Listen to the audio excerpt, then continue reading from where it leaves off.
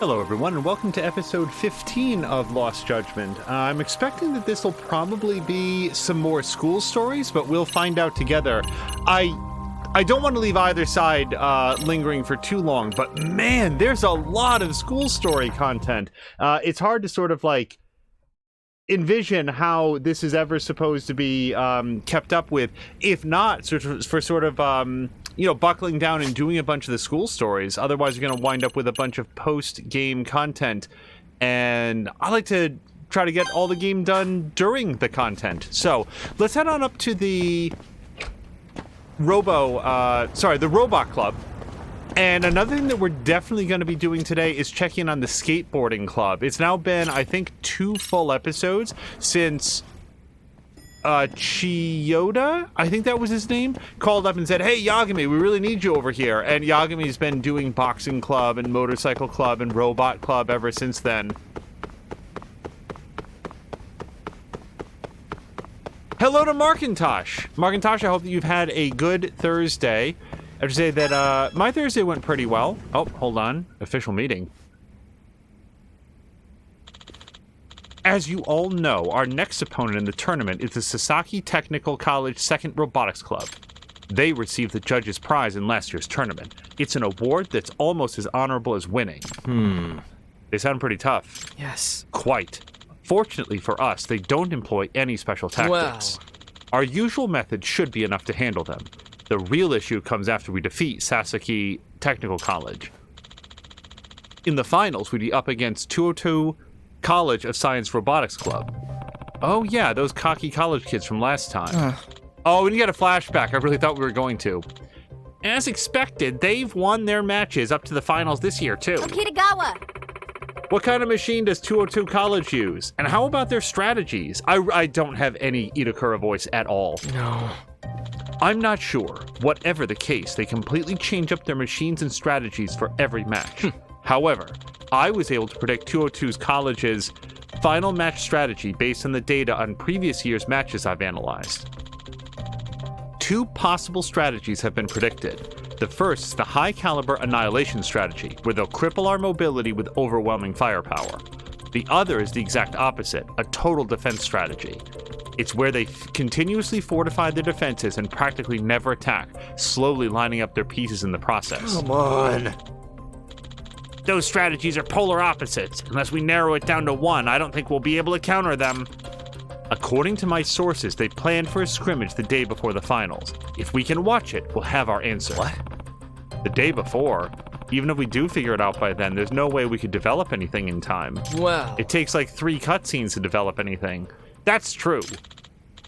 Which is why, in order to prepare countermeasures for either scenario against 202 College, we will move forward with simultaneous development for 2 separate machines. You kidding me? What? Huh? At the same time? No way.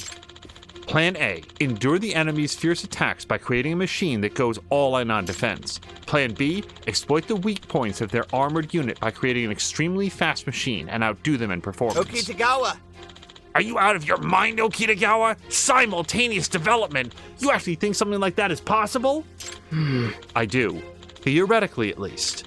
We wasted so much time in our development up until now. Our multitasking was inefficient, and constant minor delays kept disrupting our schedule. Therefore, if I reassess and reoptimize everyone's workflow, I calculate we'll just make it to the match. But, even if that's the case, can't you look into something, I don't know, a little more realistic? That's the most optimal solution. And there it is. Guess I won't be having dinner at home for a while. Probably gonna have to pull all-nighters for this. Just try not to run yourselves into the ground, okay? Things just got a whole lot more complicated. Alright, I don't know if we can do a race or a match, rather. Time for the scrimmage. We can't lose our next match. Yeah. Okay, we got 30 grand. I've never run short on money here that I know of. Let's just see if we can do any sort of parts development. Oh, yep. Yeah, we've got some new parts. So... okay, so we've got a better, racer here. Better cart with better defense, but it takes 3 super durable rubbers and 6 mobile application reports. And then we'd need some assault application reports, followed by some fortress application reports. So we need a bunch of rubber and a bunch of application reports. Are we likely to get that? Can we get that from anything here? Let's look. No, it's high purity lead. Passable rubber. Nah, we need high quality rubber, and they weren't selling any of that at the... Oh, hold on, there we go. Yep, and this sells some super application, fortress application reports. All right, they have a higher combat power than we do, but I need those parts, so let's try this scrimmage.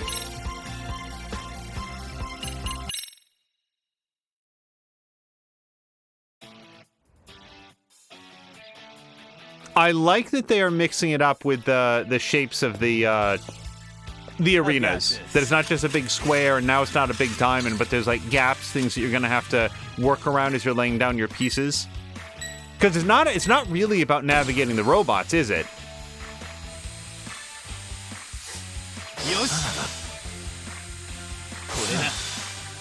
Okay, I'm gonna lose this fight apparently. Yep. Well, this is why we wanted to have a better, oh, yuck. This is not the way to start a match, sitting out for the first 10 seconds.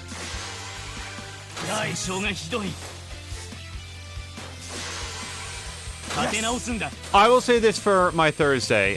Thursday did a relatively good job of saying, let's be all set up and ready to go into the weekend. Okay, I really don't like this guy. Nope. I got popped.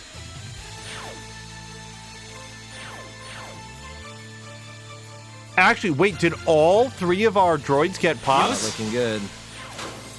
Okay, well, hey, Hammer knocked him down.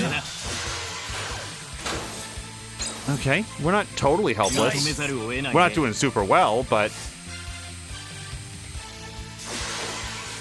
Oh, I was gonna come help. Our hammer bot is pretty good. Oh, way.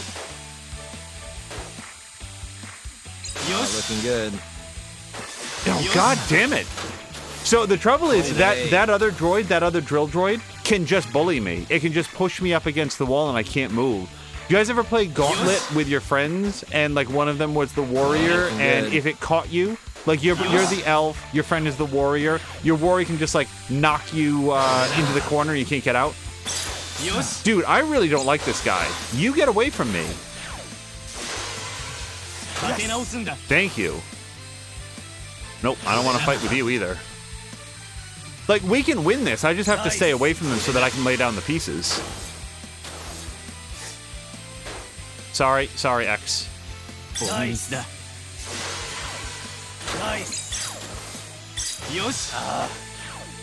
Just gonna take a quick spin. Yep, that's what I was looking for. So we may not be able to take their... Ouch, no. You stay away. Hey, shield me, man. Come on. I cannot get away. Still, if we can hold this amount of territory for another 27 seconds, we still win. Okay. Not looking so good. Come on, Yagami, come out. Okay. Just, like, literally grab any territory, but also their territory. Looking good. Okay, but shit.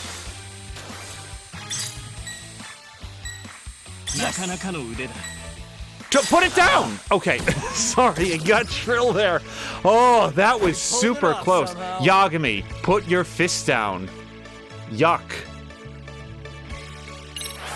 Wow, that was not great, but hey, it's just like my Thursday. We got done what we needed to do. We got some Fortress application reports and super durable rubber. That's going to allow us to build a better bot. So let's do that right now. Yeah. My voice straight up cracked like I was puberty. Okay, customize, parts development, and now let's get a new, among other things, let's just get a new chassis. All right, so I don't have any mobile application reports at all, but that's okay because we've got other stuff that we can put down, I think. Like But, like, why get this if I can just do that fight again and we can get one more? Is there anything else I can or should get for my guy? I don't have speed motor H yet, do I? I don't think so. No, I have 0. I mean, it says it right there. So I can do this for my droid. Let me just make sure that cost 200 isn't going to bankrupt us. Let me go over to parts rearrangement. And nope, yeah, I can easily afford that in terms of the amount of power that I've got. So we're going to go to motor. We're going to build speed motor H. Yes. And we learned that we can skip that. And now balance motor H, that could go on to any of them. Probably seems pretty good. Yeah. And now the power motor H, I can also do. So hopefully we can actually apply all these parts. We're about to find out. Let's go to parts rearrangement. So on Yagami's droid, the Deus, we're going to put on this speed motor H. Okay, yep, more power, more movement speed, more rotation speed, all seems good. Now we'll go over to EX, and we should be able to do... Uh-oh. So this one's in trouble. We need a better battery for this before we can put it on, or else all of its stats drop real bad. And then Machina, we can put on... Yeah, so we'll get that in there. So now we know that we need a better battery for EX, and it currently has the KR60, which is 600. So we need to get that ranked up. The KR60. Sorry, what was the amount? We need something better with a cost limit of 600. So let's go over to battery. Perfect. Perfect. Yep. Okay, so we'll get this. Way more power for this guy. And now we'll go over to parts rearrangement, and we're going to give this guy a better battery, plus 200, and now we can give it the better balance motor, and all of its stats go up. Awesome. Okay, so just that one fight put us into a position where we are way better off. Now, is there any sort of better hammer? Or better drill? You know what? No, forget what I just said. I want a better drill, because the enemy was just really crushing me. So let's go to parts development. And I want a way better drill. So I need an M weapon application report. That's our next goal.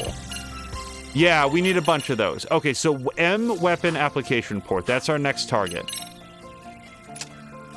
No. M weapon basic report. What I need? What did I say? An application report? No.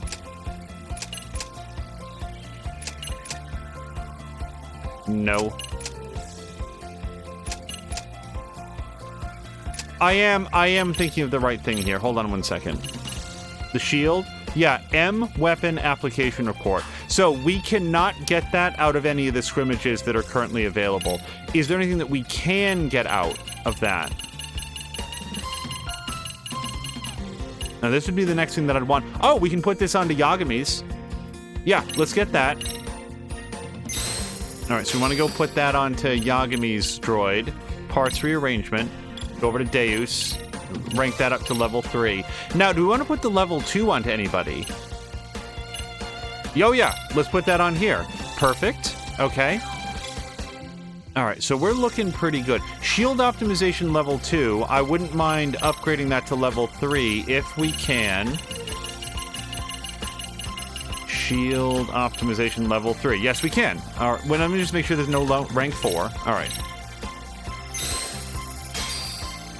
And now we'll go over here and pop that on. Okay.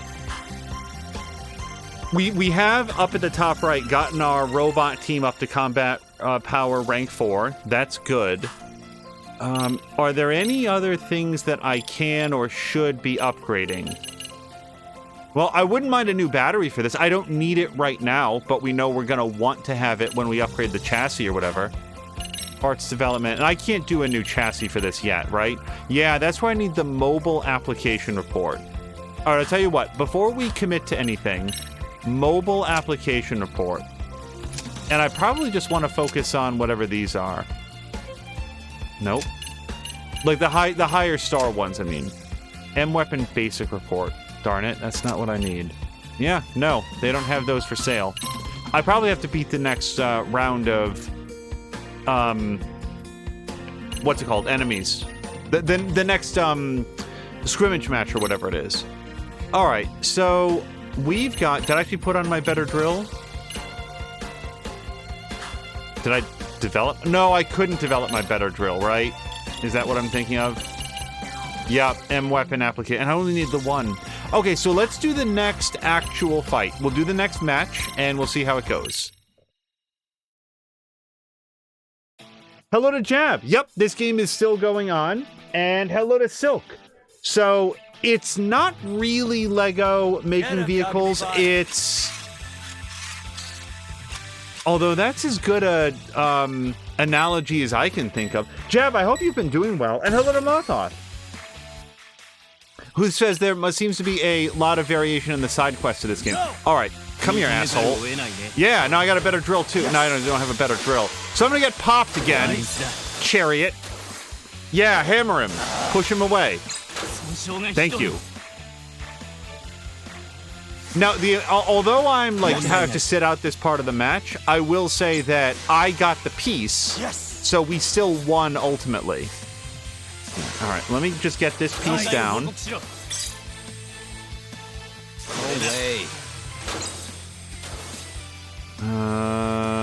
Well, then fine, let's put that there. Boy, our combat droids are getting it done. Yeah, I hope you guys had a good... Oops.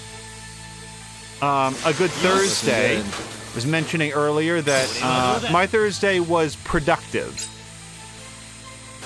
You get out of here, Emperor. Chariot, I got some drill for you too, buddy.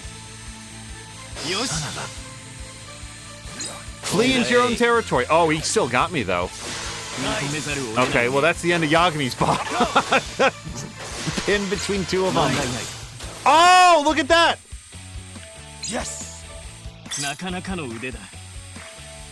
I thought I was done for, but they couldn't spin up their drill in time. Okay, we'll get in here. We'll take that territory. Thanks. And now this territory. Nope. Crap.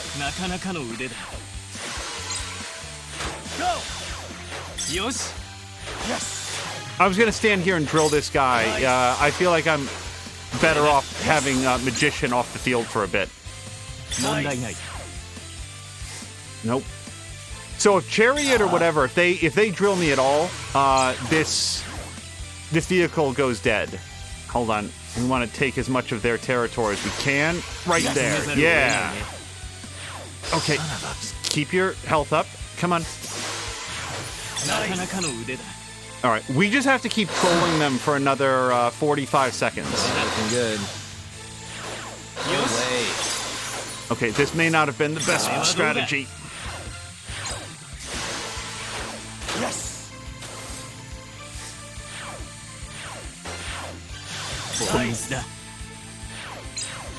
Oh no, look, they just got a huge piece. Oh, that blows. Oh, nuts. Okay, this may not be our match, guys. Hey, get that piece real quick, real quick. Come on. Stop him from putting that down. Don't put it down. Don't put it down. Yes, yes, yes. Oh, I just irritated him until he couldn't put it off. We won by 1 point. Jab says the old detective in high school started really creeping me out. Oh, that's a shame. I've been enjoying the Yagami story in the high school because, like, I feel like he's... Oh, wait. M weapon application report. Oh, that's exactly what we needed. I like the fact that he's acting like a good mentor to the kids. You guys. You're still going? Haven't you spent enough time on it for now? No. If we don't keep going, we won't make it. Crap. God damn it. That Okitagawa is such a bastard. Theoretically possible, my ass. What? This isn't a theory. This is reality, for fuck's sake. Things don't always go as planned. Sometimes shit happens and messes up your day, you know? Think you're all that? And he's got the balls to say he's right about it all? I don't give a rat's ass what you think is optimal. I'm not gonna be your slave again. There it is. There he goes. Takamori's whining again. He just won't stop, like one of those bots on Chatter, you know? Keep quiet, everyone. Takamori's one-man show's about to start. What? Shut the hell up! Huh, guess it's not so bad if they're still teasing each other. Hey. Sakura-kun, try not to push yourself. And don't stay too late, alright? Yes, I'm fine. I'm having fun. It's just like playing games at home. I'll do my best. Plus, Itakura-senpai gave me great feedback. That's why I know I can do this. I have to keep going. I might have given him a little bit too much encouragement. Kuromizaki-kun hasn't been phased a bit. Even in the face of hardship, he doesn't say a word and keeps at it. Gotta admire the guy. Have a minute? I brought us some refreshments. Oh yeah? I was actually just getting hungry. What'd you bring?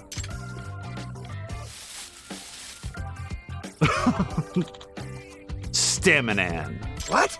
Staminan! What the crap? You might be some kind of machine that lives off oil alone, but we aren't. That's not gonna fill us up. You're right. I'm getting hungry too. Okay, I guess it's time to splurge a bit as the outside counselor. Get everybody pizza, Yagami. Guys, Everybody likes sandwiches, everybody likes fruit, everybody likes, I don't know, big heavy pasta dishes, but nothing brings a team together like pizza.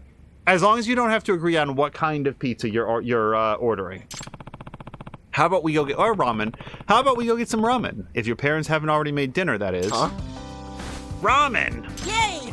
Yay! All right, I'm down for that. I already told my parents I was gonna be late so they wouldn't fix me dinner. Hey, You're paying, obviously, right? of course. Naturally.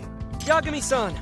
Then I think we'll take you up on that offer. Hey, Hey, Kuromizaki-kun, you in? Huh?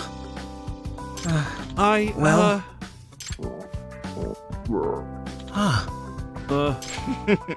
Come on. Wow, even Takamori's in a good mood now. Come on, let's go, Kuromizaki. It's gonna be a long night and we can't do squat in an empty stomach. Yeah. I'll come too. Great, then let's get going.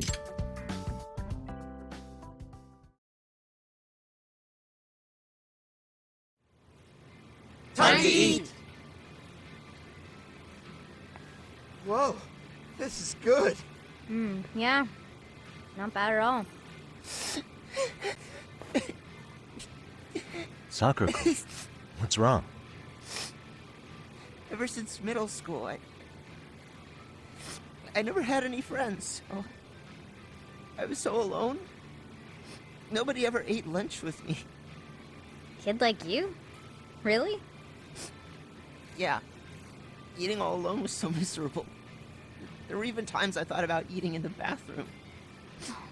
Gross. We're trying to eat here, if that wasn't obvious.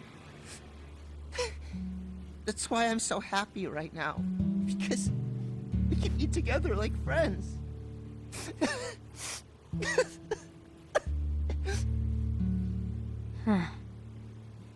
We're not like friends.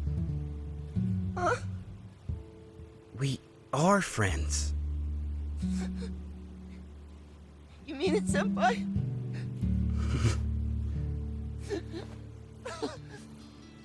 It really touched my heart just now. For crying out loud. Here, pull yourself together. You're gonna make your ramen salty. Itokura Senpai. Oh god, she's not gonna want that back. Gross.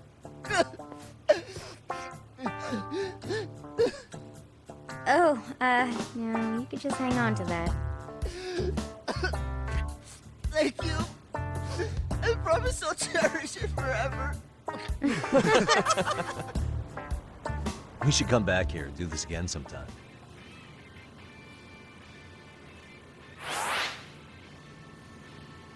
Oh, we did it! I was about to say not quite at level 5, but no, we are 100% level 5.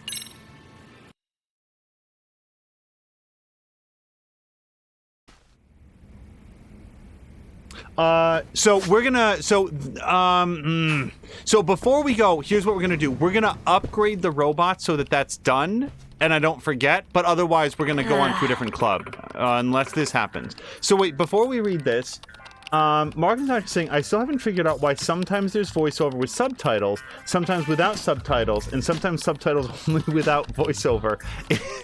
It does feel super random, but I think it's,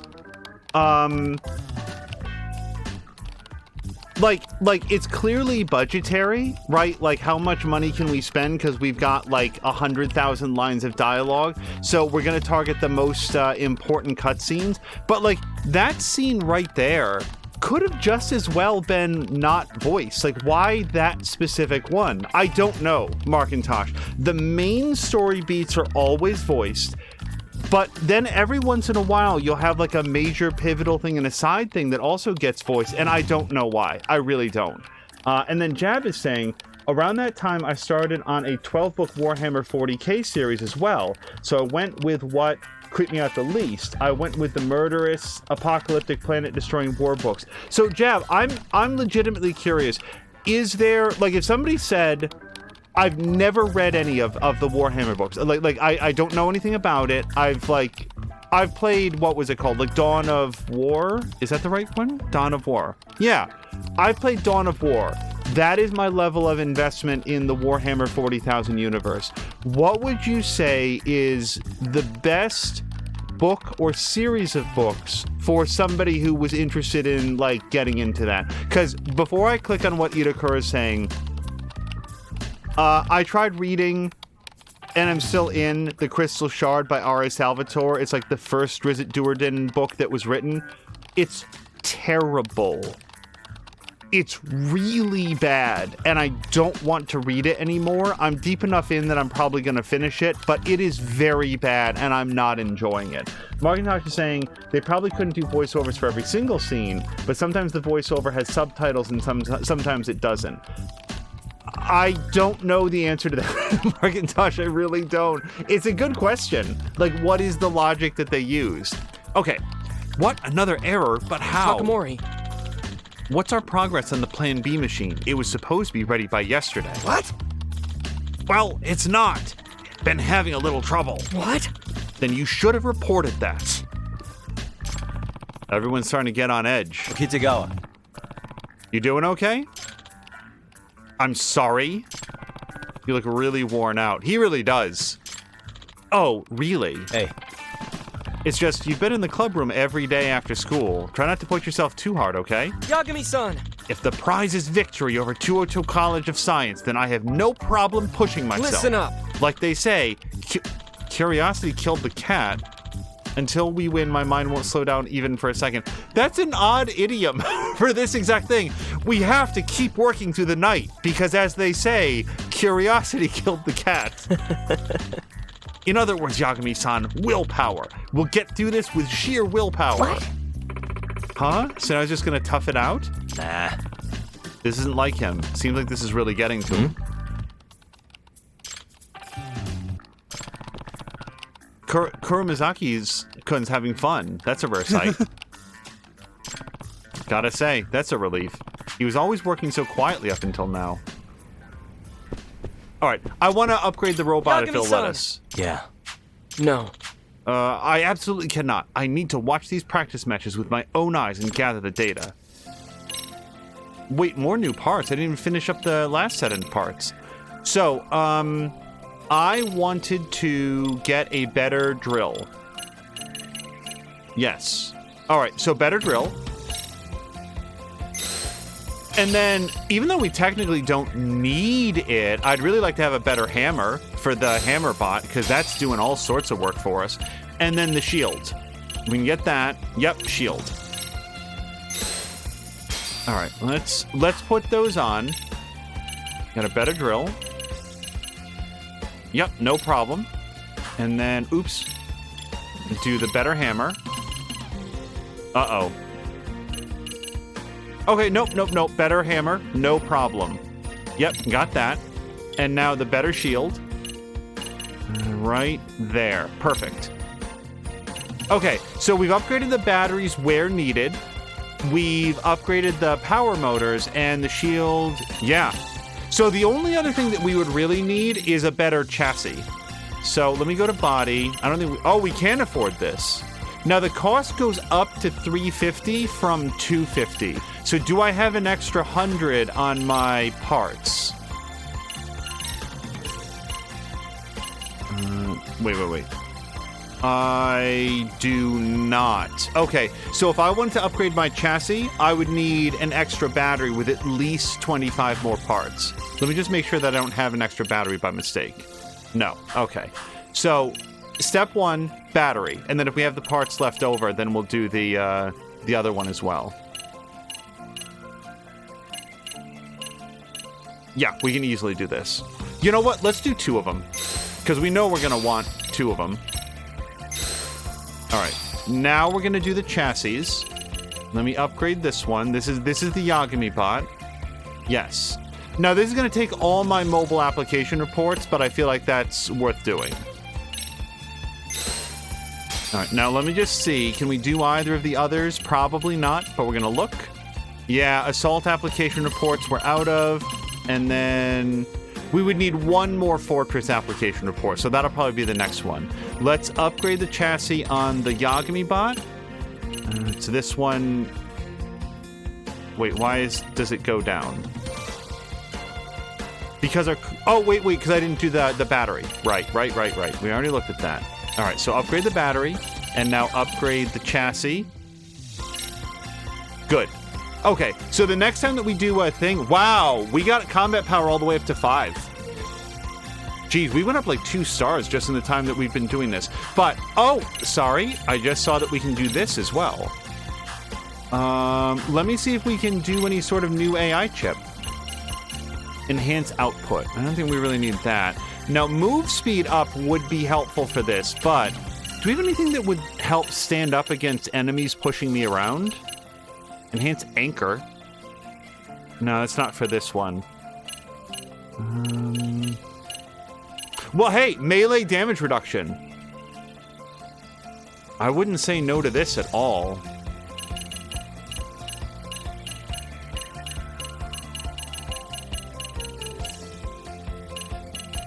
Or we could technically do this. I don't know if that's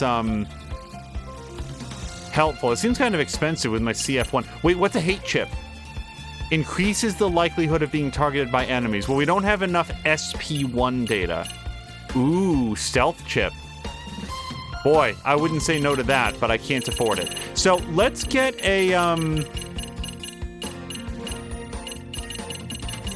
enhanced boost time.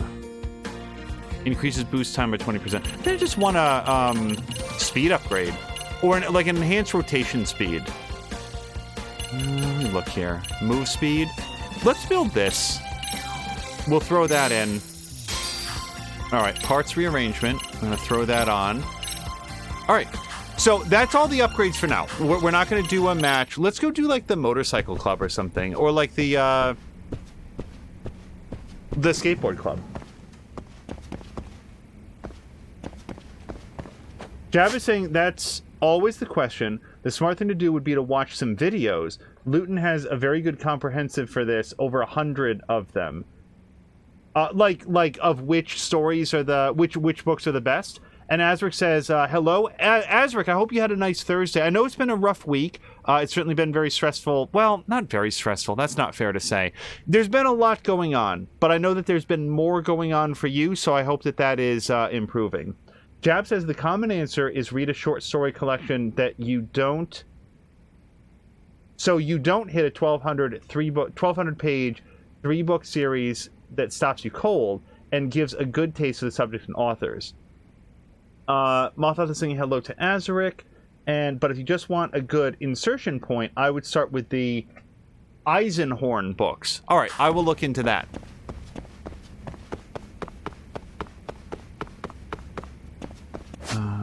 Okay, so our goal now is to leave the high school. Oh, wait, do we want to do a dance party? Let's do a dance thing.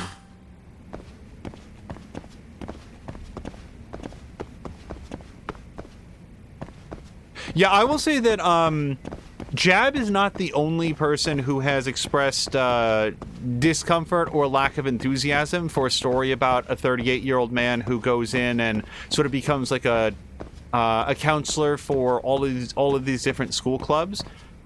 I don't see it personally, but that doesn't render like Jab is one of a few different people who have expressed that side of this game, and I'm looking at it and saying, I sort of made my case in the last couple episodes where Yagami's high school career was cut short by the death of his parents. It became, let's say, very, very asymptomatic is not the word. Atypical is what I'm thinking of after that point. And now he's had an opportunity to sort of like be involved in the lives of these kids. And what he's found is that he has, like, his particular set of skills is well suited for helping out the kids that are here. And ultimately, it's in service of whoever this professor character is, who is encouraging the kids to take the easy way out, to cheat on tests, to target their rivals, like maliciously target them and stuff. So I'm enjoying that aspect of it a lot.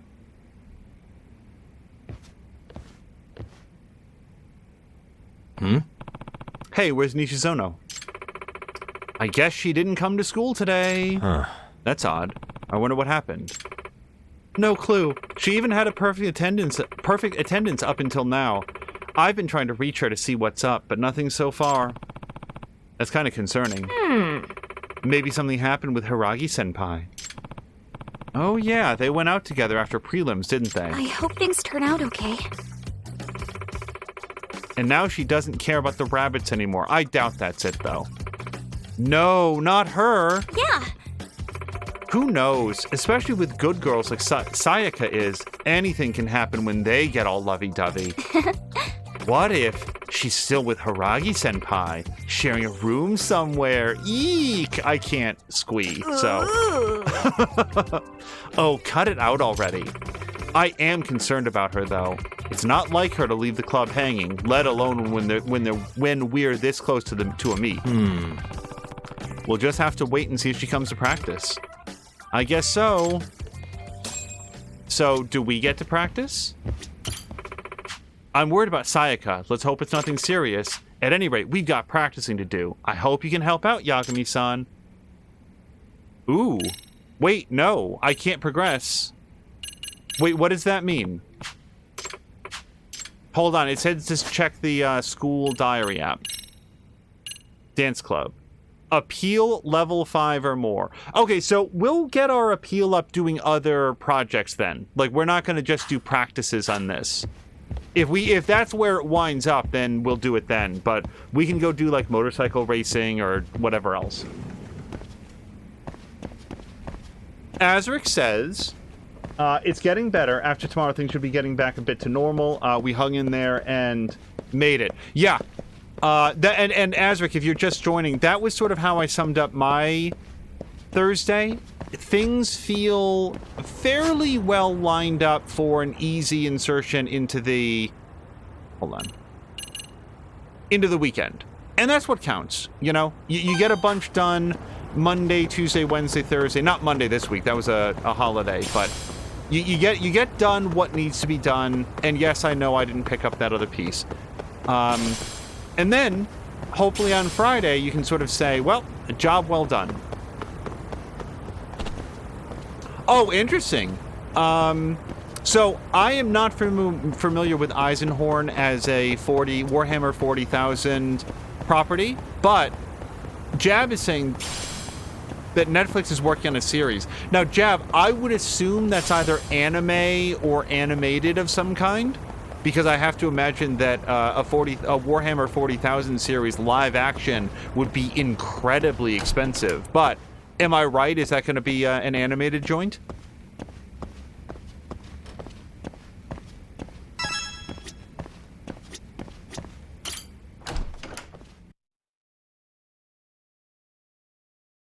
Yeah, I do not know if R.A. Salvatore's writing style... Like, I assume it evolves, because it would it would necessarily need to, but I am not enjoying this, hold on a second. I was about to go there, but should we stop at the boxing ring first? We might do this first. It's, you know why? Because it's so much closer. The Ichinjo Hounds are on the other side of the city, so if we want to do the boxing ring, then we have to come all the way back.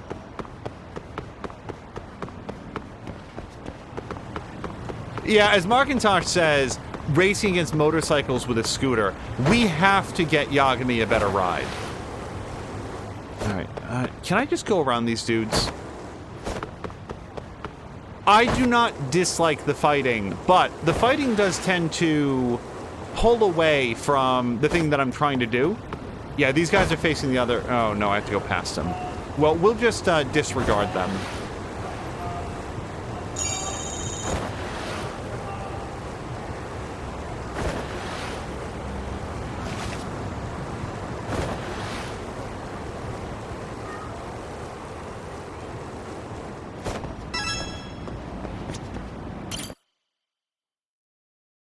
I don't know. Oh, Hey. Straight into story. Hey, Coach. Got a quick question for you. What is it? You ever hear of the Genbukai? What? You dick. Where'd you pick that up? I heard a rumor that Oshikira used to compete in it, and that you tore him a new one over it. What if I did? Hey. Why is he so obsessed with getting stronger? One time, I spotted him outside the gym, and he seemed awfully spooked by something. Huh. Ah. What is it? Who is it that's after Oshikiri? Yagami! You fuck! Dumbass! I told you to stop snooping around. How about I jam you in a fucking barrel and toss you in the river? Guess I should back off for now. Okay, well, good for me getting more focus. Alright, let's do a boxing match. Oh, Yagami, what are you here for today, aside from busting my balls? Let's learn some skills. So, quick step and hook. After perfectly evading an attack, increase the effectiveness of the following hook or uppercut. Oh, I already learned this. Oh, yep, it's got a very subtle check mark there. So for $50,000, we can learn the Todoroki blow. Signature power pack punch leaves a wide opening but has a higher than normal effectiveness. Press and hold circle. And I'll learn to hold my punches now. All right. Well, let's hit it. So we've got a whole new, lineup of guys. Let's do 2-1. Featherweight 8-round bout. Let's play it by ear.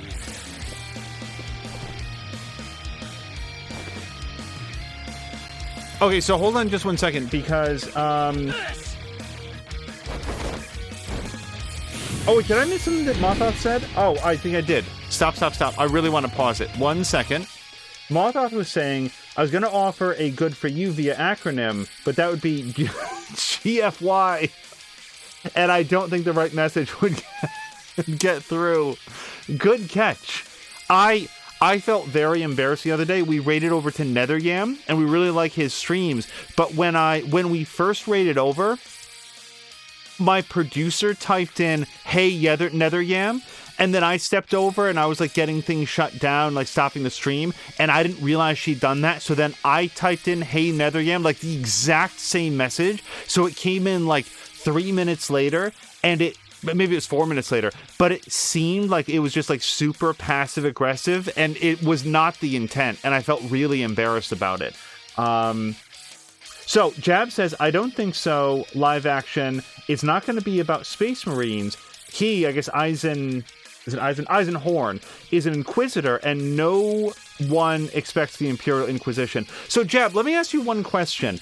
I've heard of a Warhammer 40,000 character that's about a High Inquisitor who's actually a rank coward. He's super afraid of everything, but accidentally achieves high success. He's always running away or cowering or trying to get out of the fight, but things accidentally go his way in a semi-comedic way. So he's heralded as a high hero of the Empire. Is that Eisenhorn or is that somebody else? Because I've heard the tale, but I don't know the name.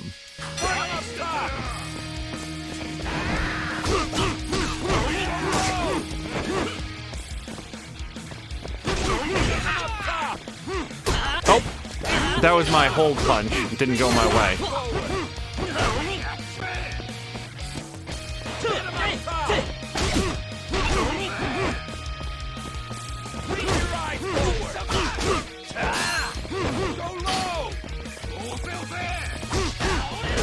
Okay. Oh, that was a good hit against Yagami.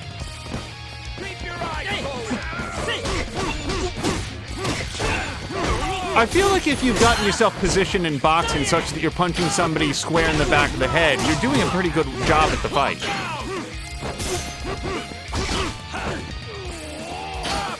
I gotta back off and get a...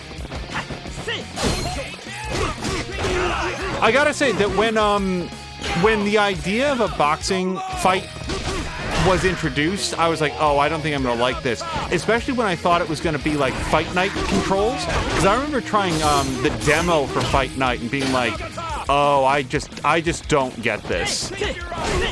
Okay.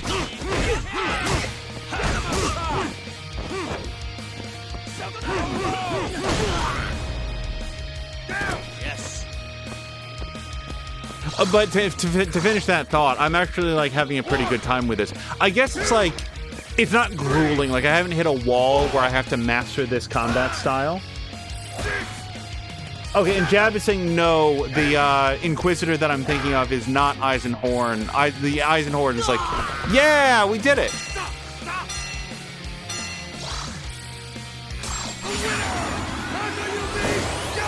All right, bonus to health. Okay, we didn't get any appeal, but that's fine. So we do tend to unlock skills at a pretty good clip. Yeah, Wild Guard. A crude technique where you instinctively block an enemy's high or low punches with your beast-like instincts. So that's L1 during EX boost. I do like the fact that this game has a lot of money sinks. It has lots of ways for Yagami to spend his cash. No, this guy had a star on him. I wonder if he's like a mini-boss.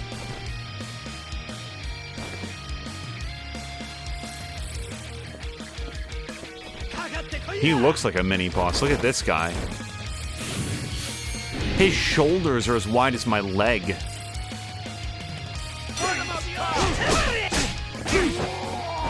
Sorry, as wide as my leg is long is what I was going for there.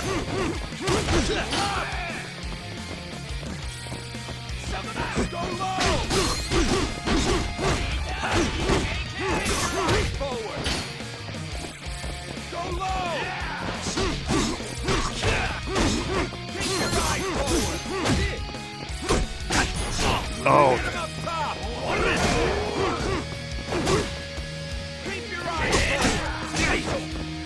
So his 1-2 punch, I have to try to block that instead of dodge it. Keep your eyes forward. Get him up top. Go low. Get him up top. Up. Go low. Down. Get him up top.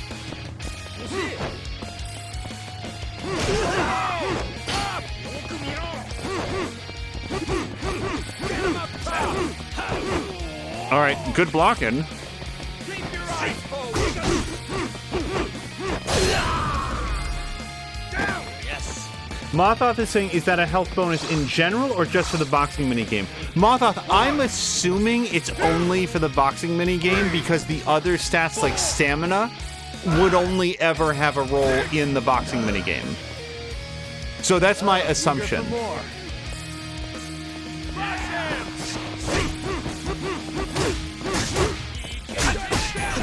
Yeah, you gotta...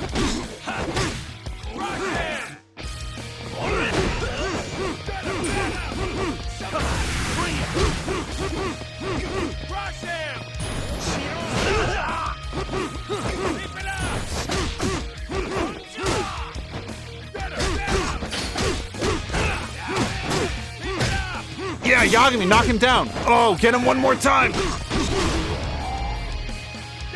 Now that was the best use of EX gauge that we've done in boxing so far. Usually it's just been like putting the finishing touches on, but here we got a second knockdown in the first round because of it. Oh, hello to Grumpy. Grumpy, I hope things are starting to turn around or at least relax. I know that it's been super stressful lately.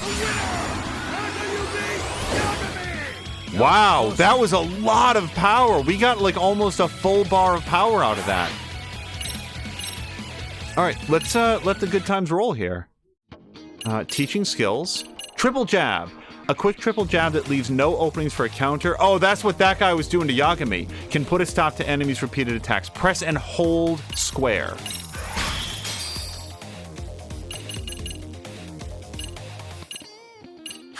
Hey, without any spoilers, has anybody here seen the new Scream movie? I don't even know what it's called, Scream 5? I don't know if it has a number. Is that, like, you are hearing now from somebody who only enjoyed the first Scream movie?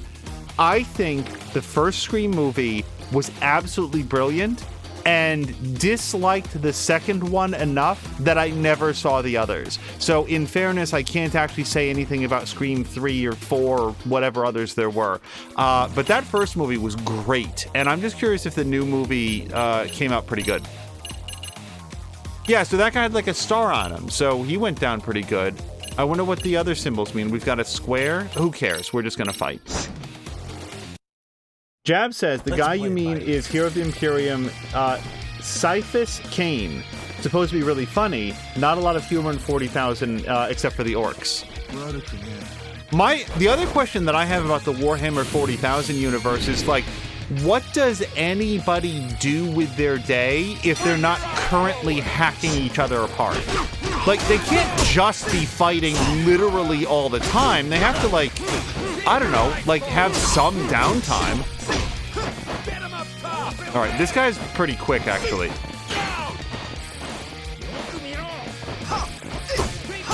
Wow, okay.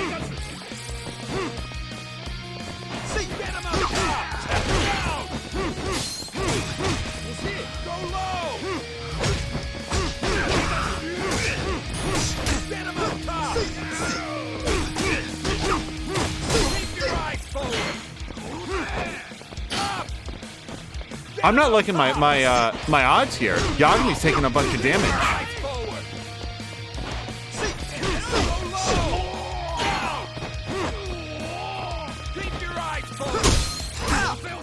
Okay.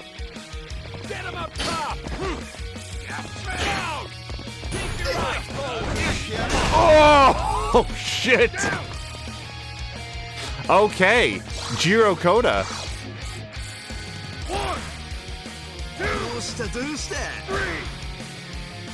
Come on, Yagami. I filled up your bar. Man, you gotta get up. Well, what he doesn't know is that I almost have a full EX bar.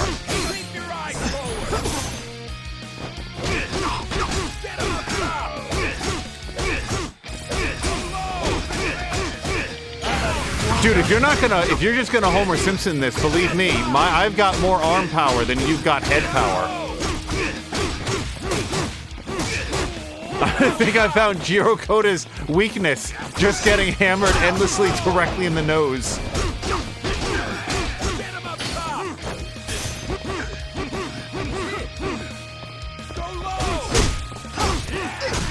Wow, okay. Here's Yagami having just filled up an entire, like, power bar.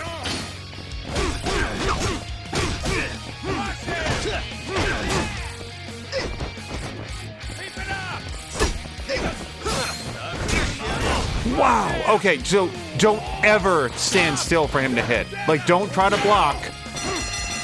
Woof. Mothoff says, this is a boring answer, but I would imagine equipment maintenance would take up a ton of time. Hey, got you good. Want some advice? One that's ringing in your ear stops? Let's hear what Todoroki has to say. Yeah, listen, why wouldn't you? Yeah, that'd be great. Taking a real beating in there, huh? Yeah, his punches are off the charts. I'd say he's one of the heaviest hitters here. Unfortunately, his defense is total shit. People get him his nickname because his wins are always down to chance. Listen up. Do not get hit by that power punch, all right? Why would I, Todoroki? The moment you dodge him, nail him with a hook. All right, hook. Is that triangle? I think it is. Hello to Blobbity Blah. Okay, hook is circle.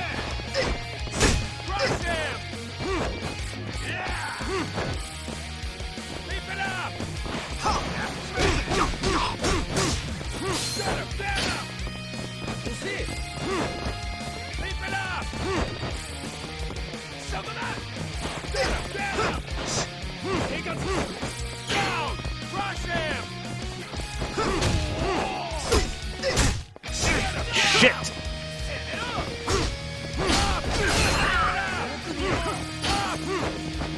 Okay, I am out of stamina, so I gotta back off here for a second.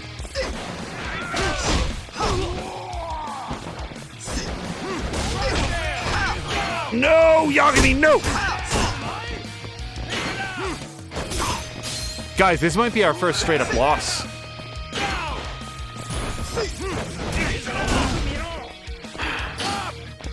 Come on.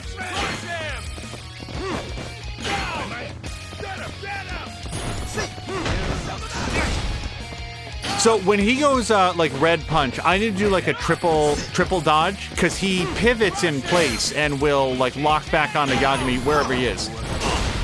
Unless that doesn't work, I straight up tried to do it and was very, very successful, as you can see.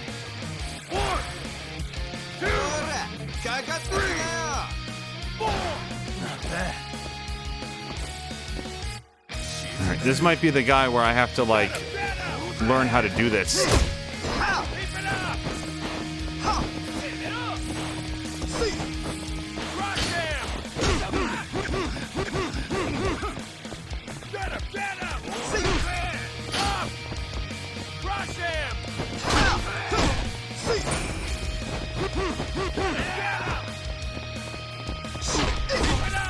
Oh my gosh. Yagami, just keep doing this.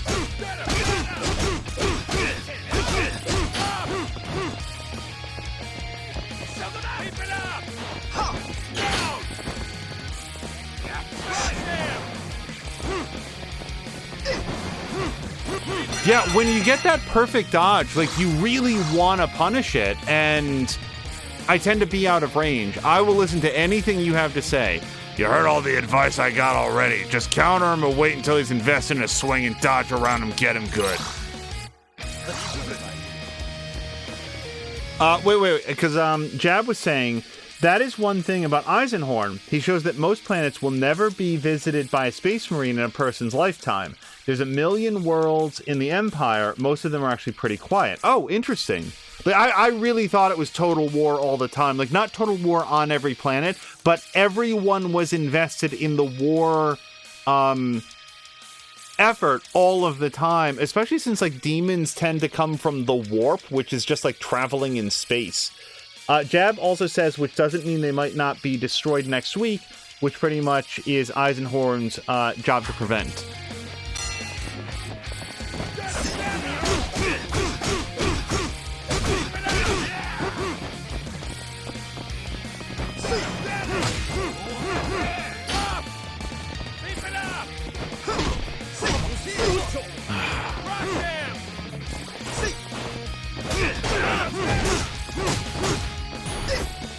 Okay, yeah, just stay way the hell away from him. When he goes Saiyan like that, you gotta just be not there.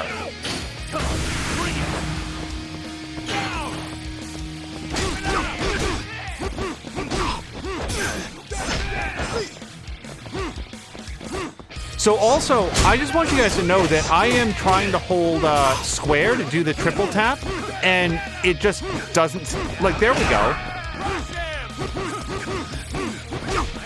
Yeah, his defense really sucks, Coach. Thanks for that tip.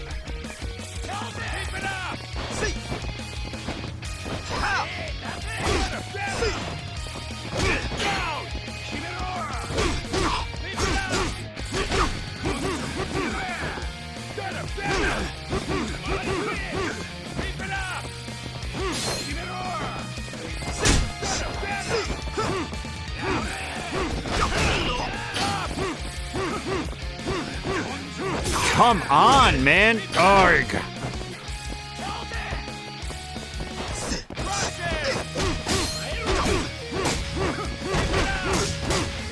Get him! Yagami, don't let up now! Spit on him! Oh, Yagami, just there we go! Oh, I did not want to let up. Please have a glass jaw. Martha says, time for me to go have a great stream tonight, everyone. Martha, thank you so much for hanging out. I hope you have a great evening. No, go down. No. Yeah! Oh, we won by default. It's not who gets knocked down, it's who gets knocked down most recently. Okay, do we think we have at least one more in us? And then we'll probably go do skateboard club. Let's see if we can learn up any points. So I'm just saying, this says press and hold square. I do that, and 1 out of 3 times he does the triple jab. I don't know if I don't have enough stamina or the positioning isn't right. I'm not sure if there's like another idea there. Wait, did I really not unlock any moves at all? Am I overlooking it? Yeah. What's God Vision, by the way? EXP consumption. Oh, okay. Well, let's do sparring. And, oh, actually, we're going to get some sort of story beat after this. We might even have our next title fight. I'm not holding back.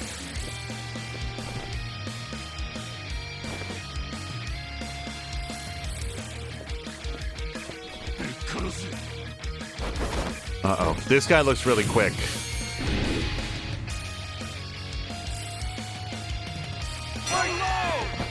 This guy looks really quick.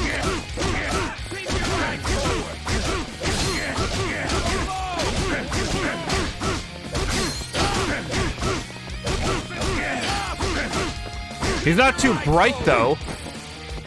Get him up top! Keep your eyes forward! Get him up top! Keep your eyes forward! Get him up top! Keep your eyes forward! Go low! Keep your eyes forward! Oh, flawless victory! Do I get to eat his soul now? 1, 2, Stay down. Hold on. He's getting lots of health back. Look at that. Oh, eager for more.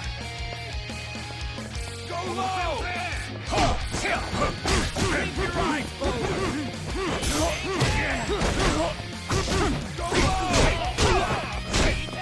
Oh, God. Keep your eyes forward! Yagami.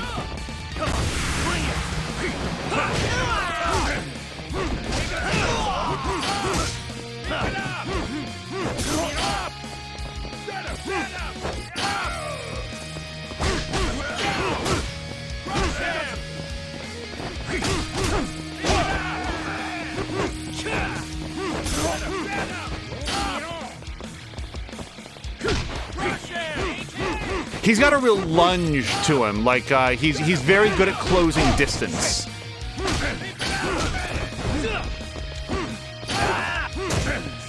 Okay, I'm out of stamina here, so.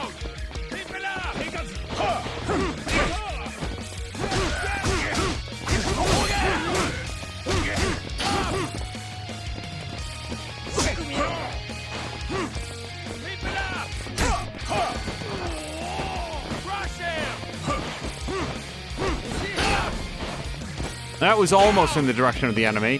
I just don't want to get knocked down in the next 3 seconds. All right. Jab says most of Warhammer tends to focus on the fighting, so they're mainly about Space Marines, the Navy, and Imperial Guard. I will say that in, Dawn of War 2, I actually thought that the Imperium was, or the Empire, the Imperial Guard, that's what they were called. They were a lot of fun to fight. I don't got anything specific for you this time. Remember your past fights and you're on your own. Yarr.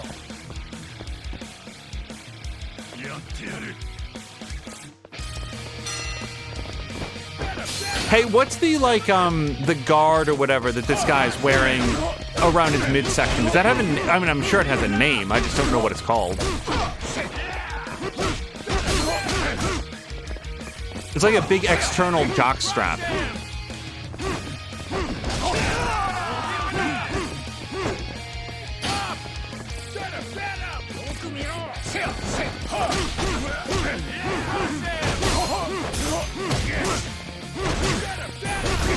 No.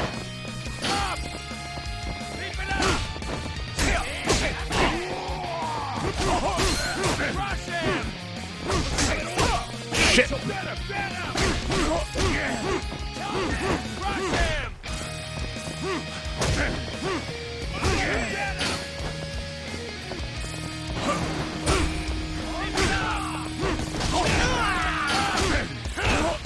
One more. Yagami, just... Okay. Now, we have a fully charged EX gauge, so when he gets back up, we'll probably activate that and see if we can put him down a second time within the next minute. Javazine, I don't remember the name either, but it protects the groin and kidneys. Yeah, that second part was what I was missing.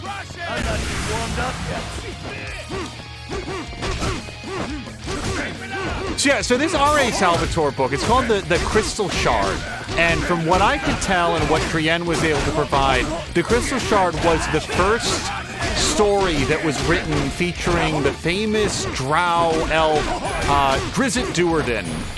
So here he is in his big debut story. So let's see what has captured the hearts and minds of an entire generation of D&D readers, and why this guy seems to take place in he's sort of held in such high esteem in this particular world of Dungeons and Dragons, such that he's a major character in the Dark Alliance story that just got written. Okay, thank God. Oh, and hello to Samalander. Oh, Samalander, I'm sorry, I didn't realize that you'd come in. So we got a big upgrade to stamina. We're up to rank 4 in all of our stuff. All right. So I think we're going to get a title fight here. Yeah, hold on, story. All right, this will be my 4th. Ah, you must be the Yagami-san everyone's been talking about. You seem like you really enjoy your sparring.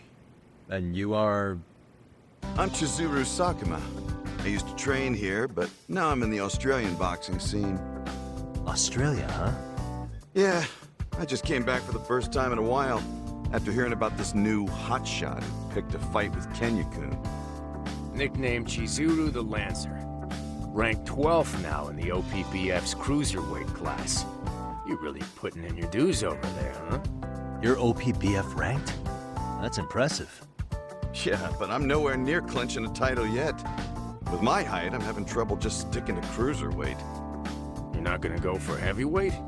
The problem is there's no cap to the weight. It can really tip the scale at that point, and I'd still have to face him. Sakuma?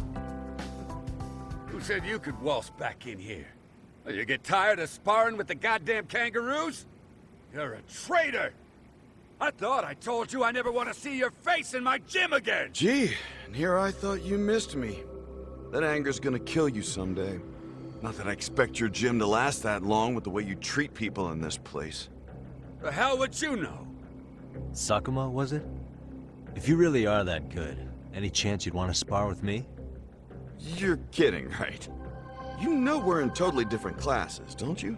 You look like you'd be middleweight at best. I'm barely keeping cruiserweight. Everyone knows a lighter boxer doesn't stand a chance against a heavier one. You could even die, you know? I wouldn't worry about me. I've held my own against folks a lot meaner than you. And these were street fights, too. They came at me with whatever they had. You really think that little of boxing? Sakuma, Yagami's trying to get coach to let him spar Oshikiri. Really? Round 2 with Kenya-kun? Didn't he get destroyed last time? He says he still wants to do it. I gotta say, the dude has guts. Wow, that's impressive. Okay then. If that's the case, I suppose I'd be willing to spar with you. Yagami, if you plan on fighting that traitor, let me know. I'll be your corner man if you want.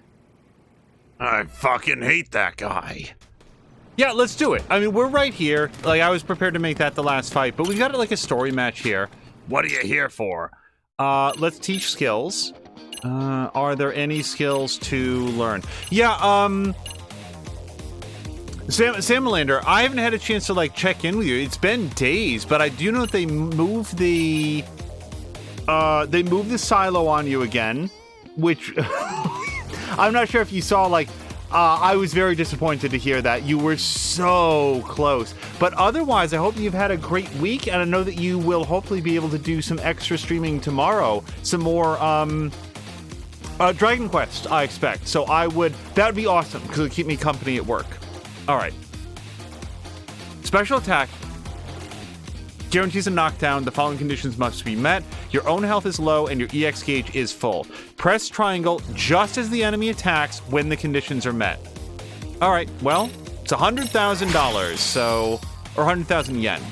And that is everything. All right, showdown.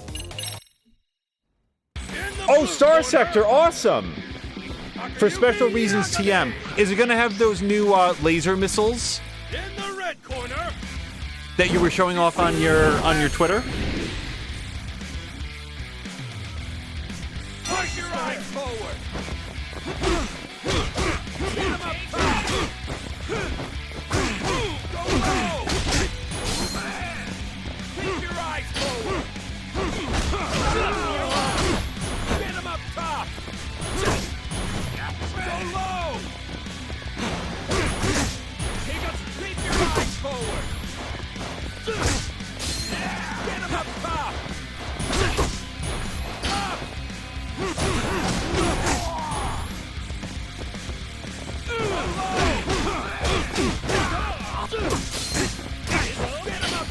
I don't know why I dropped my guard there. That wasn't good timing with more punches on the way.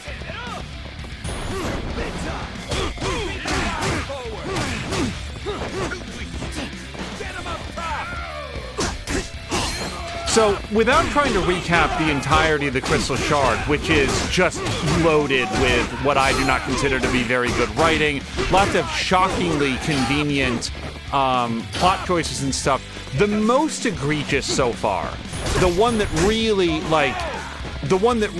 irritated me was, so it's all about this wizard named Aker Kessel. It's not a name that really rolls off the tongue, but whatever. You know, it's a little bit goofy, but I guess he's not supposed to be that intimidating of a guy until he gets hold of this basically one ring stand-in. But he's got a demon on his side.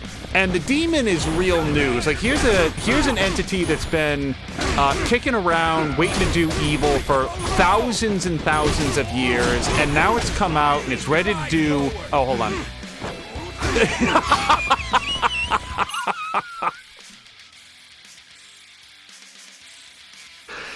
Where was I supposed to be standing to land that punch? I thought that I was right there.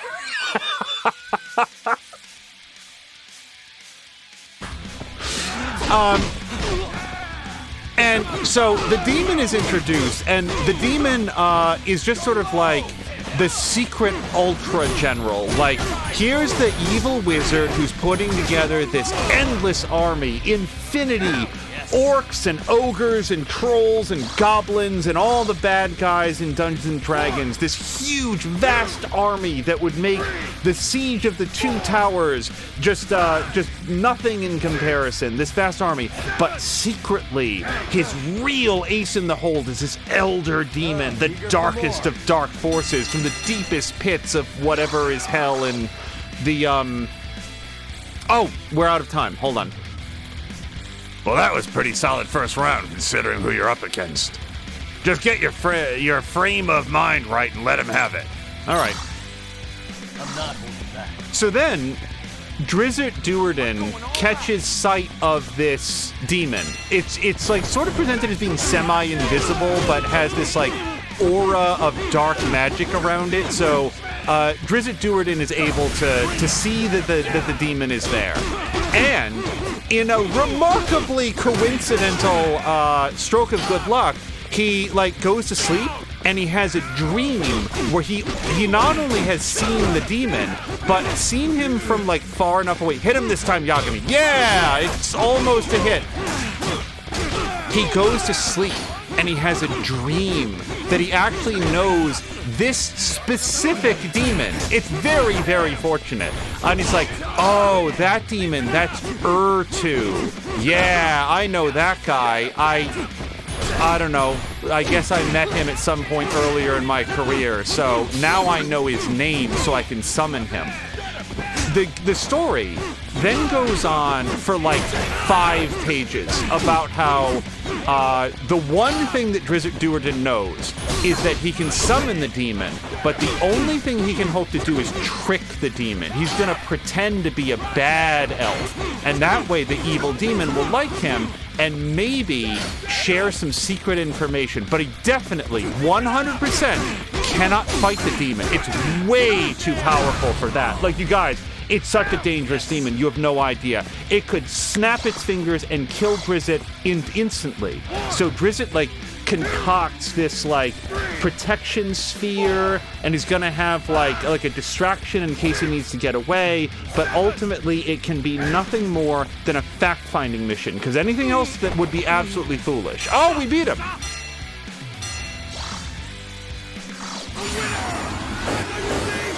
Oh, Markintosh, thank you so much. I hope you have a great night. Hey, we hit level 5 and everything. Yeah, Markintosh, thank you so much for hanging out.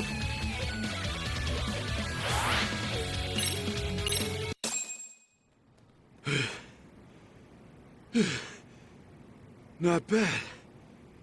Not bad at all. Sakuma! How could you lose to this amateur? All that pissing around overseas makes you go soft? And ranked in the OPPF! What a joke! You're just a glorified nobody! There you go again, frothing at the mouth like always. But hey, you're chewing me out like old times. Does that mean you still want to see me do good? Only thing you do good is piss me off! Jeez, what a stubborn old goat. I should ask Sakura about Oshikiri later. By later, I assume we mean now. Yagami-san! Hey, I heard you earlier. You trying to score a rematch with Kenya-kun? Yeah. That's right. Right. Oh, by the way, sorry, now it scrolled past, but somebody had said, was this guy born in South Australia? Probably not. I think that he probably was born and grew up in Japan and now has gone to South Australia to do fighting, but maybe I misunderstood what he said. I see. If it's you we're talking about, maybe Kenya-kun will finally get to square up with a worthy opponent. Hey. Maybe? Is Oshikiri really that strong? Yagami, you fought him. He took no damage from your hits. Yes. He's wicked strong. Honestly, he kinda scares me. Huh? Really, you too? I've heard similar before. Hey! Yagami-san, why don't we continue this conversation somewhere else? Yeah. Sure, that sounds great. I was actually hoping to ask you more about Oshikiri. There's a bar in the entertainment district called Rodriguez. Let's meet there. See you later. Very awkward turn, walk into a post. Okay, so I'm not going to do any more punching, but let's go meet him up for drinks. Oh, Sam Leonard was referencing the song South Australia. All right, so... Sorry, I'm looking for... I know it's named Rodriguez. Is this it? Yeah. So, Drizzt Do'Urden calls up the... Oops, I'm going the wrong way. Calls up the demon, because the demon is working for the evil wizard, and Drizzt's going to be able to, pretend to be an evil guy, so that the demon will trust him, and then he'll be able to... get some information on, where this wizard came from and what's his whole deal. So, the demon shows up, and Drizzt is sitting there with, his piece of shit protective runes that he even goes out of his way to describe, that he doesn't know what he's doing. He's trying to remember what the protective runes were like from, basically hundreds of years ago, back when he was a much younger drow, so they're not going to be made correctly. And the demon shows up, and Drizzt Do'Urden says, "Hail, ancient evil guy. Please tell me why you're working for this wizard, because he has, like, all of this power and usually you'd be in charge." And the demon says, okay, cool, funny story. Let me tell you all about the wizard, including how to get into his secret lair and what his weaknesses are and why he's such a stupid asshole that I don't even like. And Drizzt is just like sitting there taking notes. It is the weakest conceivable ruse that you've ever heard. Like, imagine if in Star Wars, Han Solo was dressed up as a stormtrooper, and they called up to say, hey, how are things going down there? And Han Solo said, we're fine, you're fine, everything's fine. And the guy on the other end of the radio said, oh, good. By the way, I was calling you up with all of the details about the secret weakness on the Death Star. Do you have a pen handy? Because I just want to make sure that you know all about that secret exhaust port. And that's how they found out about it. That's what the story is setting up. Sorry, I didn't mean to have another fight. I was just pissed off about this stupid ass book. But then, it's much worse than that. So, that didn't go Yagami's way. So then, after the demon has described in meticulous detail to this total stranger exactly how to resolve the center, conceit of the book, that this wizard has all sorts of dark power that can't be stopped, then, for some fucking reason, because I mean, honestly, who cares? Then the demon is like, wait a second, I think I've been duped. I think that this complete stranger who I've never seen before, who just interviewed me about how to stop my boss, might not be on the up and up. Hey, Drizzt, are you in fact a bad guy that I can trust? And Drizzt said, haha, no, I'm not. I fooled you, what a waste. Demon who's millions of years old. Now I know everything I need to. And the demon says, well, then I'm gonna have to kill you here and now. So the demon, who again is one of the most it's introduced over and over again as being one of the most powerful entities in all of Dungeons and Dragons. Here's the guy who can one-shot your level 20 party. Get ready, boys. Oh, but it turns out, guys, he can't hurt Drizzt at all. All of his attacks, completely impotent. He might as well be hitting him with a wet noodle. And you might be saying, what? Well, what I forgot to mention is that in an earlier chapter, Drizzt Do'Urden was also like fucking one-shotting a dragon because every enemy in the entire book can be dispatched in basically half a page. So Drizzt helped out his friend Wolfgar to wake up a sleeping dragon and then drop like a giant icicle on it to kill it instantly. And then when they were going through the dragon's hoard, Drizzt found a scimitar there. It turns out, by the way, Drizzt fights with 2 scimitars, so when he was just sort of like walking out of this dragon's lair, he just sort of like glanced around, and lo and behold, there just happened to be the one extremely specific weapon that Drizzt himself fights with. It's a jeweled scimitar, and Drizzt says, that looks pretty cool, I'll get that. So he just picks up the scimitar and takes it with him. Flash back forward to the encounter with the demon. By another shocking coincidence, it just turns out that happens to be the scimitar of killing this one incredibly specific demon, to the point where everything the demon does is completely flaccid, totally helpless. Drizzt is in no danger at any point, and it's even, like, I'm not even shitting you, it is specifically a sword of killing this demon, because the sword proceeds to fight on behalf of Drizzt and instantly kills the guy. The entire book has been leading up to the idea that this wizard's army is absolutely unstoppable because, among other things, in addition to all of the power and all of the magic and all of the mind control and all of the orcs, he's also got this demon. And Drizzt kills it literally by accident, using a thing he found by pure random happenstance that happened to be the one thing that he needed to completely obviate all of the threat in the entire book. I fucking hate this book, you guys. I was so mad You know what the bad thing is about reading books on a Kindle? That when you're reading The Crystal Shard by R.A. Salvatore, you no longer feel empowered to hurl it against the wall. Because even if that book deserves it, all of the other books that live on your Kindle don't. God fucking damn it. I can't believe that I spent money on that. It was like $4 too. And I'd rather have spent that on a sewer grate. I'd rather have poured it down the drain.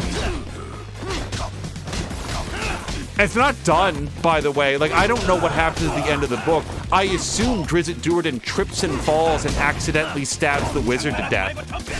All right, let me not get hit by this if I can. Oh, you're still alive. All right.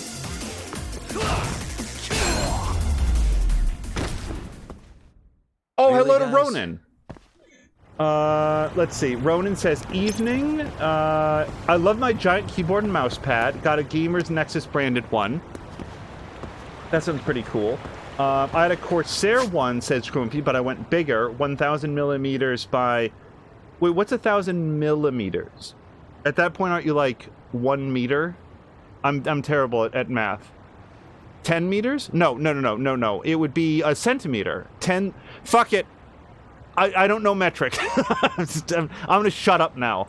And also, Sam Linder says you can't sell or burn it.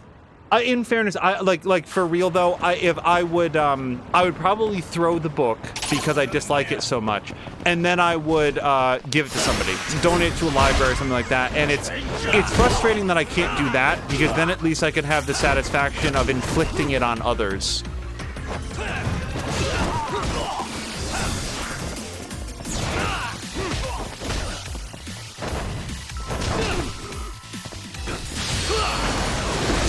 Sam Lander, if you ever ran a Dungeons & Dragons campaign like this, I'd be in a fight with you. God damn it.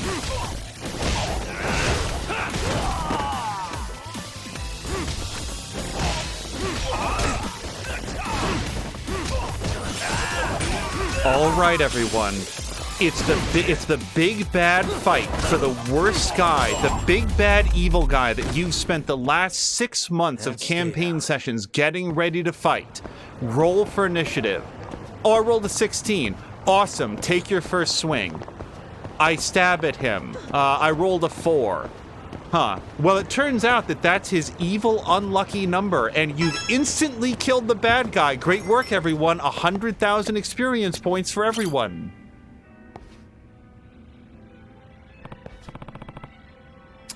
And Sam Lander saying, you can listen to how he runs a D&D game. It's up on his YouTube. Sam Lander, put a link up. So millimeter is 1,000. So but 1,000 millimeters. Is that, I can't do math at all. Anyway, hey, you wait for me? No. Not in the least. I haven't been back to Japan in a while. I was just enjoying the solitude. Is that so? Might as well ask... Oh, sorry. That was Yagami. Might as well ask him whatever I can. Yeah, I said Yagami. Samalina, drop a link to the YouTube channel. Hey. What brought Oshikiri to Todoroki's gym? Coach recruited him.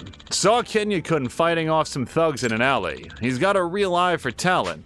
When he saw that kid, he knew right away he was looking at a top-tier boxer. I see. Then what happened? Kenya-kun was super eager to train, so Coach started working with him one-on-one right after he joined. I'm telling ya, I haven't seen a faster learner. He'd pick up advanced techniques in no time flat. But that day he got into the ring with Mikimoto-kun, that's when everything changed. When the Triple Crown champ and top boxer in Japan got destroyed by a high school nobody? Yes. Yep. Even the scariest pro would get the willies after witnessing that match. Todoroki basically said the same thing. In fact, he used the word monster. Yes. Yes, it's accurate. He just loses total control in the ring. It's like he turns into a combat machine. Coach says someone probably trained him to be that way. You mean someone intentionally got Oshikiri to the point he's at now? Yeah. No idea who, though. Anyways, I think Coach's main goal now is to save Kenya-kun. Through the joy of boxing. Todoroki's awfully severe with his boxers. Has he always been like that? Yeah. He's always been tearing our heads off. Never had a problem getting physical with us either. He's especially bad if we lose a match, calling us names, screaming at us to quit. Yeah, I definitely know what you mean. I know it's probably just tough love, but a lot of folks end up discouraged because of it too, know what I mean? Case in point, that's exactly what happened to me. Oh. Damn, even you? Yes. This was back when I tried for the National Cruiserweight title. I did awful. Full-on KO. See you later. Boy, did he ever chew me out for that. Get out already, you fucking coward. Also, he said, see you later. He even threw a gym resignation form in my face. Nah. That's messed up. He does it pretty often, though, you know? Especially when someone he had high hopes for loses. He must have been pretty damn invested in you then. Well, I suppose. He was invested in him, too, back then, but that's what it felt like. That's when it felt like he crossed the line. That's why I ended up moving overseas. Definitely had to find a new gym after that. This was 6 months ago. I had no idea. Hey. Samlander, thank you for the link. And hello to Centrifugal Force, who woke up to her cat shoving himself in dresser drawers. Hey, as long as the cat wasn't puking or marking territory, it all works out. What can you tell me about Mikimoto? He had so much promise. Another true genius in the ring. He'd pick up new moves right away while the rest of us were busting our asses to barely come close to his form. He hated training, always saw it as a hassle. Even still, he was a Triple Crown champ. Incredible. I see. Sounds like he used to be the star of the gym. Coach thought Mikimoto-kun might be another OPBF champ one day. In fact, he even thought Mikimoto-kun could go to Worlds, something even he couldn't do. But then he went toe-to-toe with a monster. Well, that bums me out. Yep. Real shame it all played out how it did. To tell you the truth, Mikimoto-kun and I used to be pretty close. I did my best to be a good senpai for him. We'd spar all the time, even go out on road work together every day. That's why I couldn't believe he'd just drop out of the gym and go back to the streets. Such a scummy job, loan collecting. Well, thanks, Sakuma. I've got a much better understanding of the situation now. Hey! Yagami-san, you're digging around for that payback boxer, aren't you? Well, we're cool. Do what you want. It's only good news for the gym if it keeps people from side-eyeing us. Let me know if there's anything I can do to help. All right, I appreciate that. You setting sail anytime soon? I'm gonna be here for a good while. Too much business to take care of still. One of the reasons I came back to Japan was how worried I've been for Mikimoto-kun and Kenya-kun. I figured a good senpai would make sure these young bucks turn out all right. Not exactly sure what I can do, though. I see. I had no idea. Well, since I'll be around, I can give you a hand or two whenever you need a sparring partner. Excellent. See you in the ring. Ronan is saying he didn't beat you with a training sword, at least. Gotta find the upsides. So I need something that's going to increase appeal, and nothing could have more appeal than riding a scooter. Let's have some chilled tomatoes and spicy cucumber tataki. And, oh, this looks pretty good. And I would also... so I'm actually not going to have any alcohol, because if I'm going to go ride a motorcycle, I can't imagine that would help my performance. Yeah, pretty tasty. Thanks. Okay. Well, on the other hand, it did just say that I'm going to get bonus SP for getting into a fight, so I'm not going to say no in between here and there. All right, let's go to the... Oh! I think maybe we can go to the motorcycle garage. It's even closer. And I also... Wait, I received a new message. Messages? It's Amasawa. I like that Yagami only knows like 3 people, and Amasawa is the only person who ever texts him. Yagami-san, could you drop by the club room when you have a chance? There's something I want to tell you about the professor. No problem. Wouldn't it be awesome? I'm gonna get an SP bonus.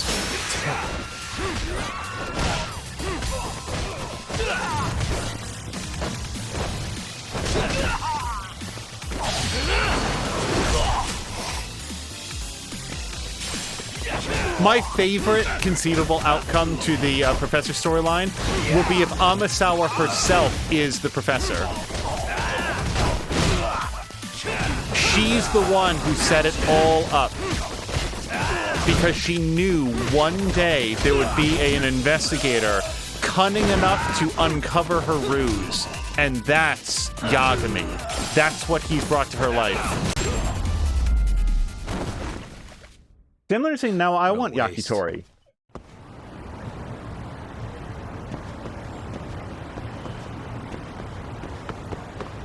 Ronan actually discovered... Oh, no, don't tell me who the professor was. That's what, Ronan, discovered. Okay. Alright, I really want to get to the other side of this thing. And again, it's bonus SP time. Oh, can I pick up that, arm bar and, like, attack these guys?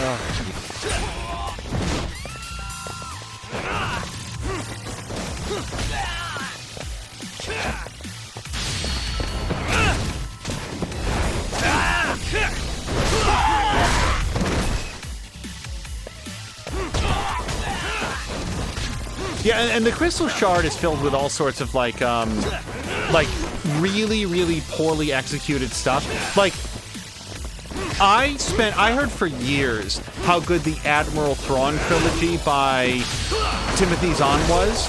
So a few years ago, I read the entire Admiral Thrawn trilogy by Timothy Zahn, and you know what? It's really good.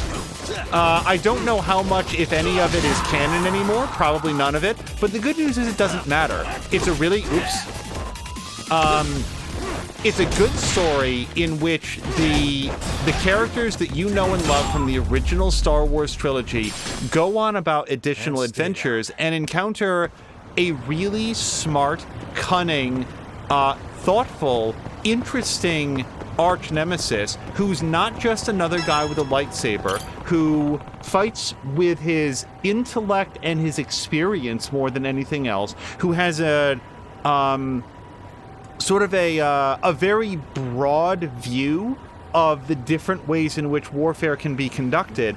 And the Admiral Thrawn trilogy centers itself very much in one of my favorite writing styles, which is about smart characters making decisions that the reader knows are not correct because they don't have enough information. They're making the best decisions that they can, but because they have incomplete information and the reader knows a lot more, there's a lot of narrative tension inserted by the fact that they're not being stupid, they just don't have enough details, and you as the reader has the information, like, oh man, I can't wait to see how this turns out. It's very well executed. I have also heard very good things about the works of R.A. Salvatore over the years, and much like the Admiral Thrawn trilogy, I decided to start at the beginning, like what was the first book written, and I dislike it intensely. It has none of the things. It is the opposite of all of the things that I thought was so well done in the Admiral Thrawn trilogy.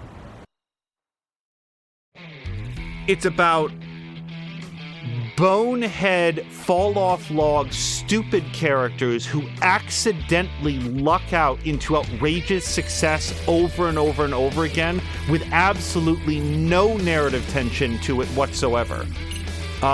Can we customize? So I cannot change ride. I still only have the Kakta.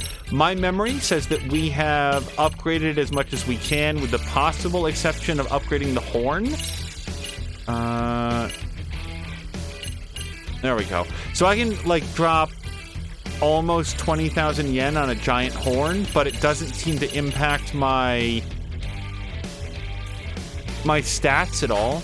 So I'm not sure that I care about that. So let's go do a death race. Force is saying Gigi wants to be fed. Gigi, the best way to accomplish this is to shove myself inside the dresser. And Ronan's saying, but Angel, I wanted you to know that the professor is ... And Force is predicting Bruce Wayne. One of my favorite things about one of Mia's recent watch parties, the Christmas watch party, was that it turned out that the third Princess Switch movie the third Princess Switch movie has a character that is so analogous to Bruce Wayne that I just kept waiting for him to announce what his last name was. Okay, all right. I'm racing the second person from the Bakuan Raryu today.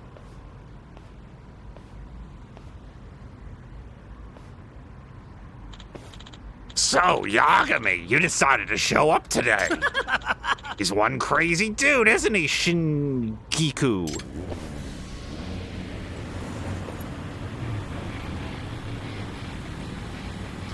Force says 0% of the Throne trilogy is canon, but she prefers the extended universe more.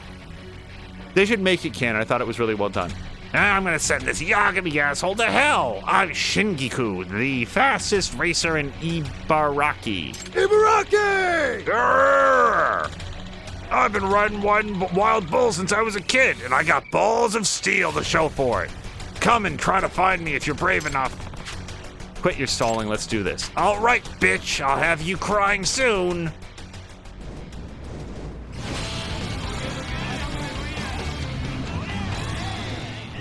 Yagami's little scooter.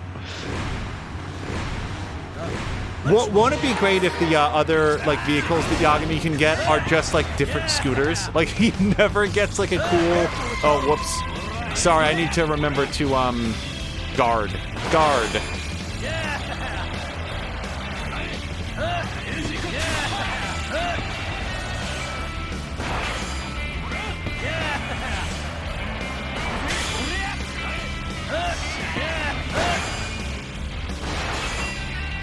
All right, let's boost.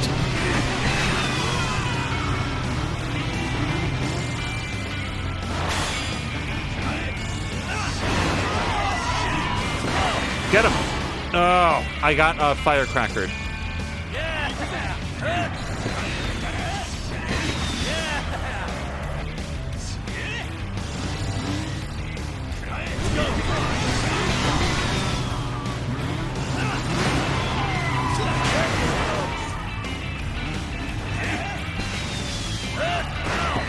Okay, I should have guarded. I should have guarded again. Come on. Yagami, go.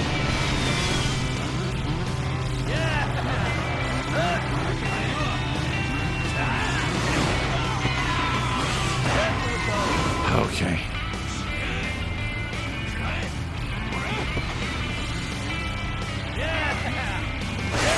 Nuts! I really thought I was out of range of that.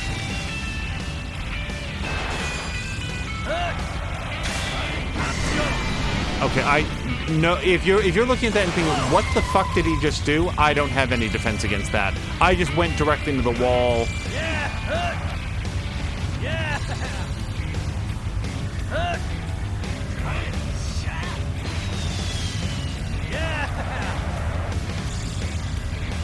I'm not sure that with a motorcycle smoking this bad, I'm feeling too good about my death boss races, chances rather.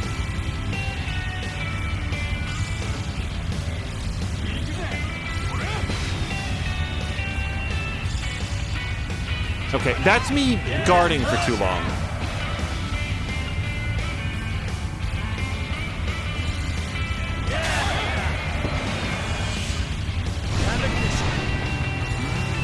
I really want to smash these guys.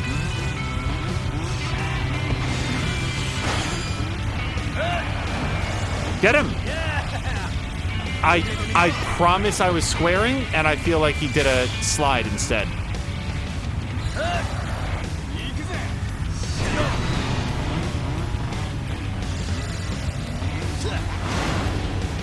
Get him! Ugh.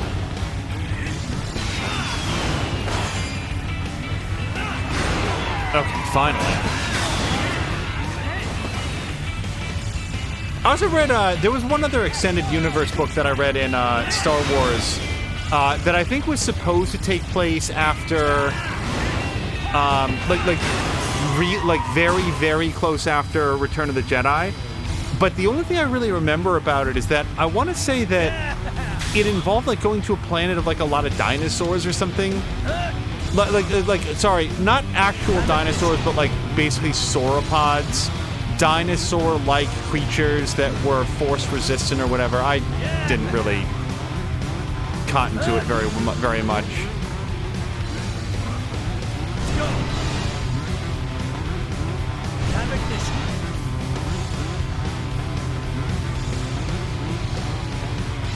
I'm trying to catch up with the boss.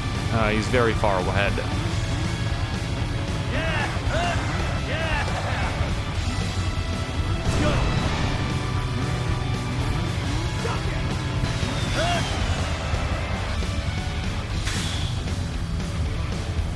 Go, Yagami, just go for it.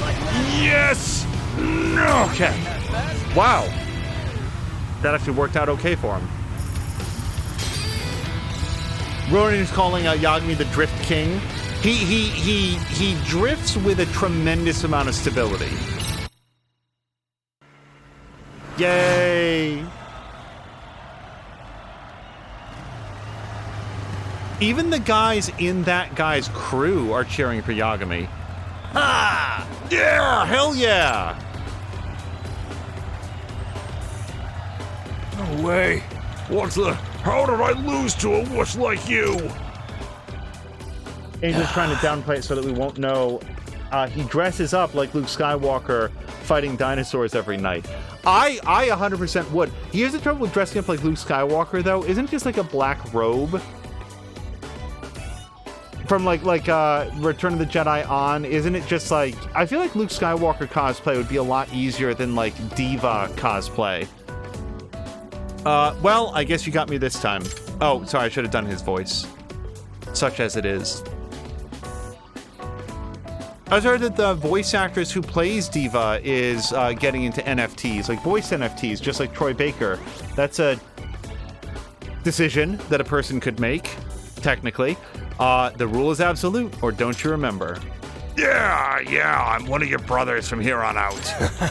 But, Yagamichi, don't start thinking you can tame me. I'm a man who's as feared as the wild bull of Ibaraki.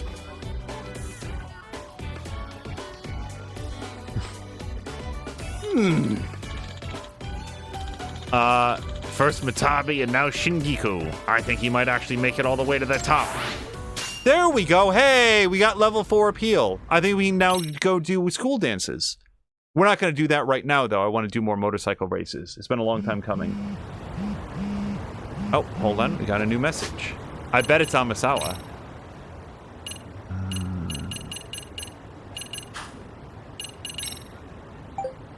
Hey, Yagami-san. When you have time, could you please drop by the club room? There's something I want to tell you about the professor. Roger that. It's something different than the last thing I said that I wanted to tell you about the professor. So this is entirely a rhetorical question, especially for Ronan, who probably knows the answer.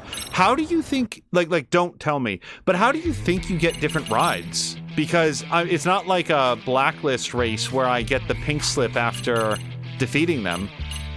And I've already upgraded, so just death race it.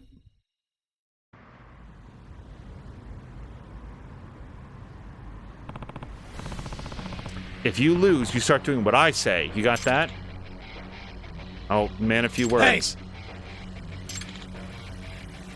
Hey. Imogashira's not much of a talker. He can't really express himself outside of racing. Isn't that right, Imogashira? I see. Wait, which one's Pompadour guy? Who's talking right now? Not the guy with the mohawk. As usual, anything goes in this race. You can fuck with your opponents as much as you want. Oh, there he is. Writes the rules. Follow the fast guy who's got guts. That's the only one and only rule. I'm gonna win again. I have to. I love Yagami's. I love it so much. I really do. Ready to tear it up. The only thing Yagami's outfit doesn't have is tassels. That's the one thing that would like really bring the whole thing together.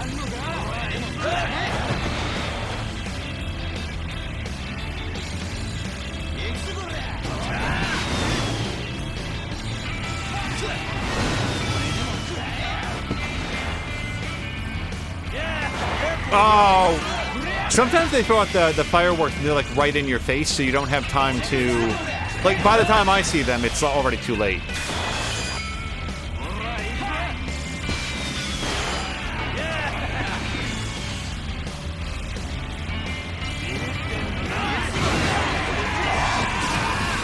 Yeah, 2 for 1. That should be an achievement. If you knock out two racers with one charge, you get a trophy for that.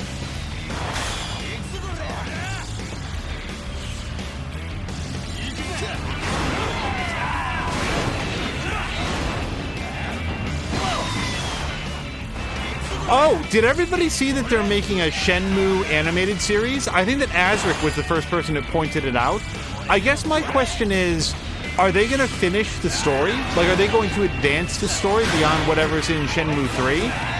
Because after the way that Shenmue 3 performed, I just cannot imagine we're going to get, like, a 4th game. But I further envision that this anime series is going to start from the beginning. Because what percentage of their potential audience do you think has possibly played a Dreamcast game from like 1999? Wait, lose?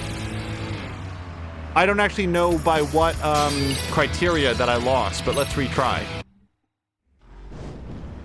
Forrest is saying, Star Wars is one of those if you could pick any universe things, but the probability of me being in the body of a slave and not a Jedi smuggler, whimsy-filled senator whose ideas of peace are far too romantic for a universe with Palpatine is too high. Also, Sam Lynn is saying they almost always start from the beginning. Yeah, I mean, they could do a weird they could condense it all so that the entire first game of Shenmue takes place over the course of a single episode. Oh man, my father died. Does anybody know where sailors hang out? Oh, over there? Okay. I guess I'll drive a forklift for 15 minutes, and there, now we go. That's it. That's the whole story. Guess I'll go back to treating my love interest like trash. Shenmue Episode 2. Kick a soccer ball into this young high school girl's face. All right, mission accomplished. On with the story.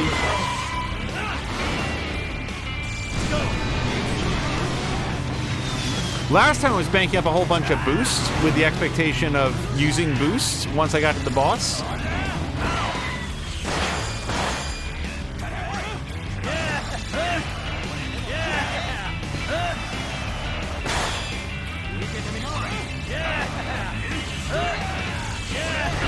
Oh, so you can't guard and wheelie. That's what I just learned.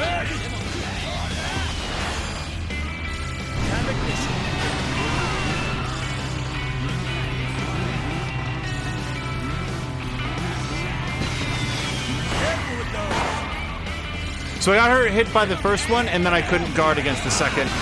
I didn't realize how fast they were coming in.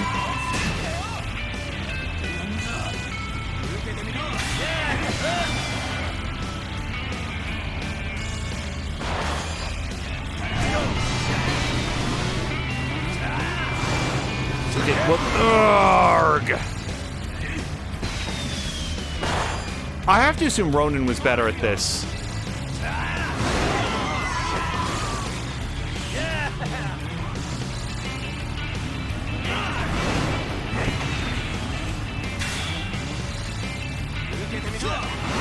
Okay, so I've got boost, right? So I want to like ram ahead into somebody. I would love to do that. Let's see if we can do it. Okay, I actually did get that guy. I'm just like demonstrating that I do know what I want to do. I just can't do it. Another sort of like just thought for chat. Do you guys think that Mia, now that it's out on PC, do you guys think that Mia would enjoy the current God of War game? Like the one that's just called God of War, the one that released on PlayStation 4 in 2018. Just came out on PC and is reportedly like a really excellent port. Lots of graphical options, very well optimized.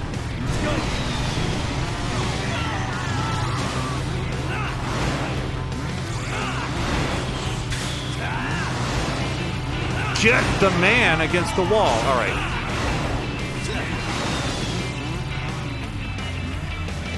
Because I think that she would. To my knowledge, Mia has never played any God of War game. I do know that she's seen like the original PlayStation 2. Like, I think it was God of War 2. I know that she has. She's aware. Like when I say aware of it, she's seen a lot of it, but I don't think that she's ever played herself. Okay, there we go. guard.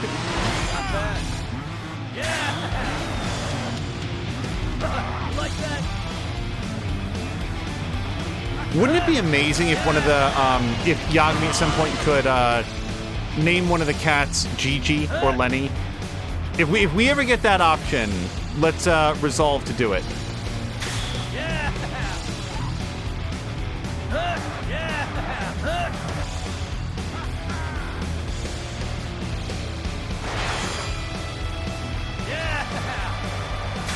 Okay, we are at full boost, and now is the time to use it. No, this guy can rubber band like nobody's business, so I don't actually want to use the last of my boost yet, because he might shoot ahead at any point. Looks like he's doing that right now. All right, cool. All right, that's fine. Yagami, just keep boosting, and got it.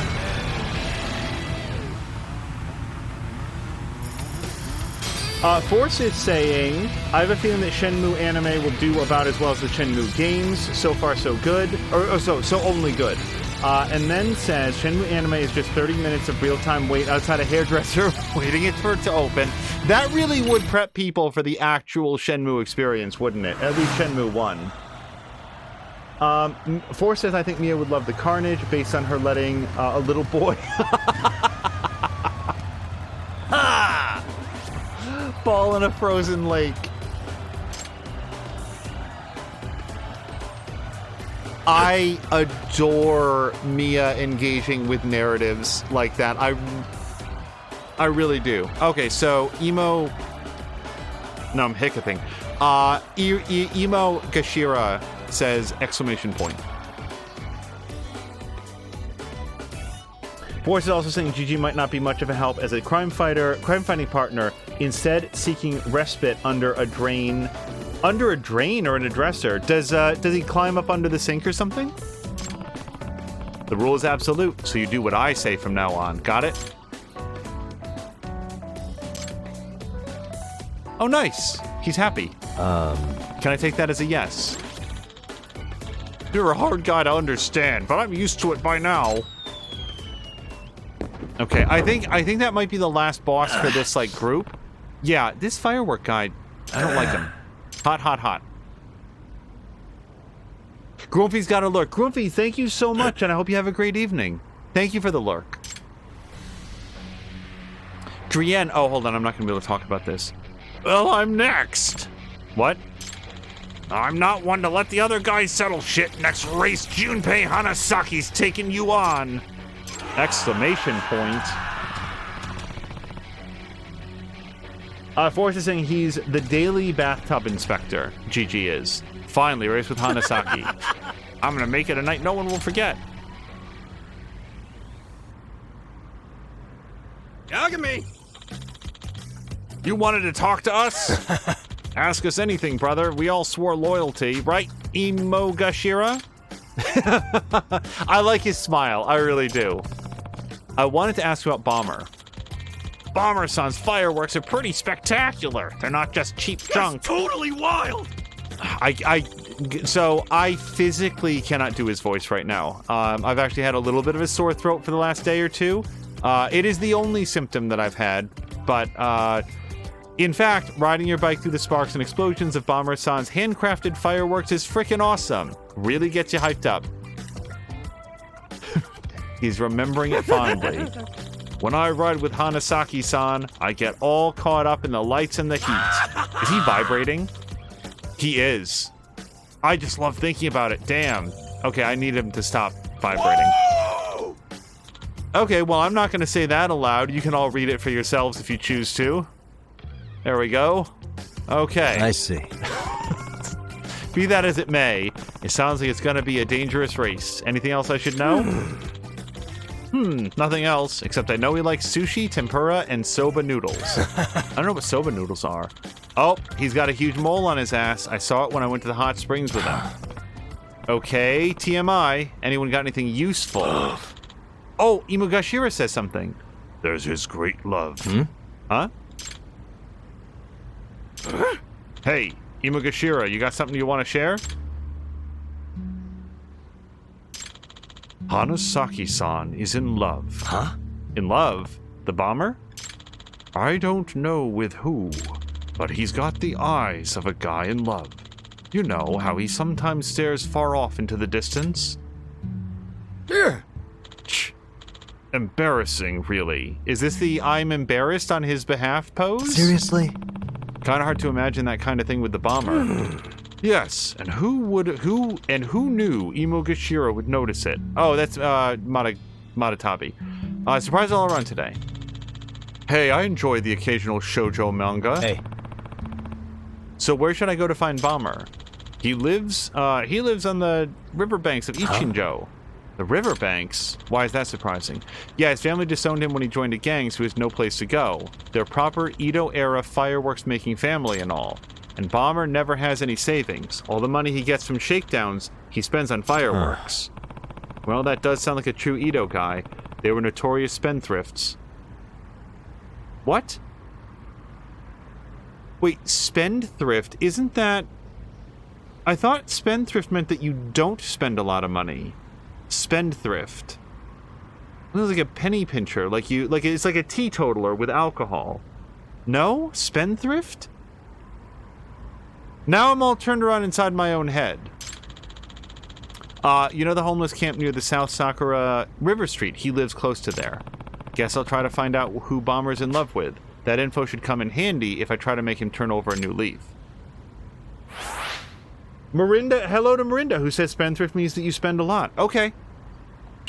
It's one of those things where, like, as soon as it came up in context, I was like, wait, what do I think it means? And I couldn't remember. And the reason I brought up with teetotaler is that one gets me every time. Like, a teetotaler is someone who doesn't drink at all. But the way that the word sounds makes me think in my head that it's somebody who's like a huge lush and they drink all the time. It's an example of the word not like conjuring to my mind what it actually means, so I always have to remember it's the opposite. What's that? Well, Yagami, it's somebody just hanging out by the river. What do you think it is? A weird homeless guy. Yagami, you know who that is. Oh, he's hungry. Skinflint. Maybe that's what I was thinking of. Or a cheapskate. Maybe I was confusing my head with Skinflint.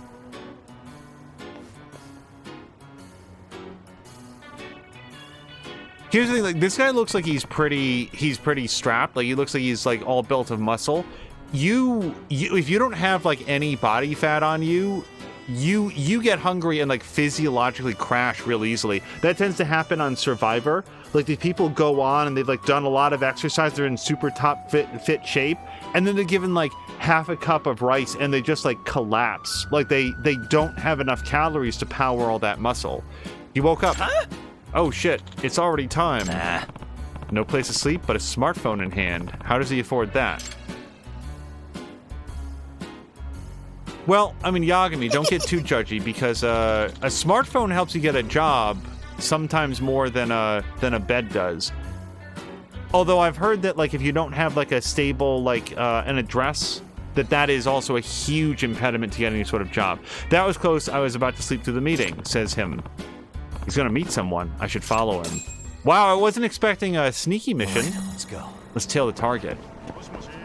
Do you guys think that we can keep our eye on the man in the athletic gear and the, so not athletic gear, but like, what would you call it? Like the plastic armor platings that you might wear to, like, protect yourself as an umpire, but not nearly as, all covering. Marinda says, right, teetotaler reminds him of teetering, which is similar to falling down drunk. I'm sure that there's, like, a entomological explanation for why teetotaler is what it is. Uh-oh. So I cannot triangle. I guess this guy knows enough about what Yagami looks like. Is he gonna go? Yeah, hold on. So if this guy catches sight of Yagami, he can't, like, pretend that he's just, like, hanging around.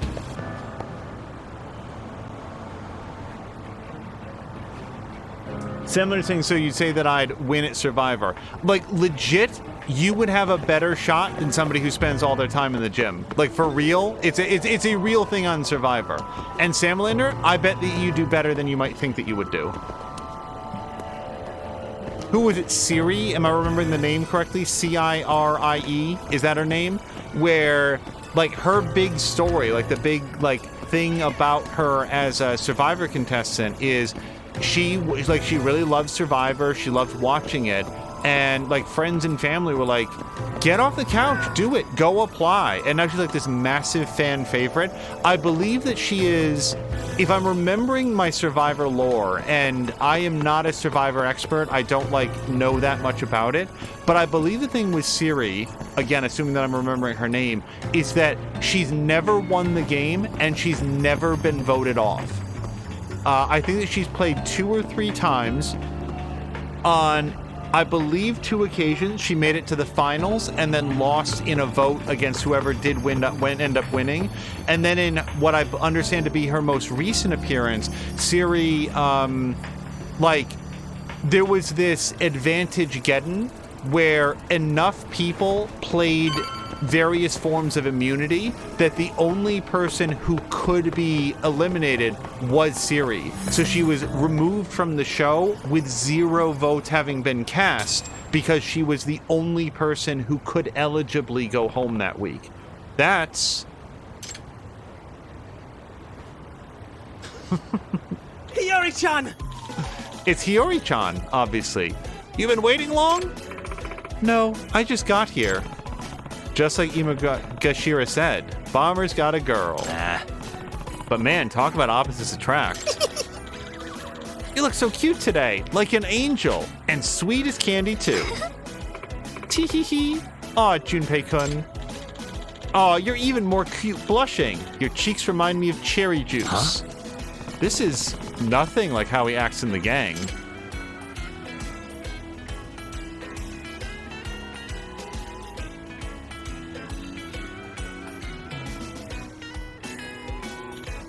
So, what did you want to talk about?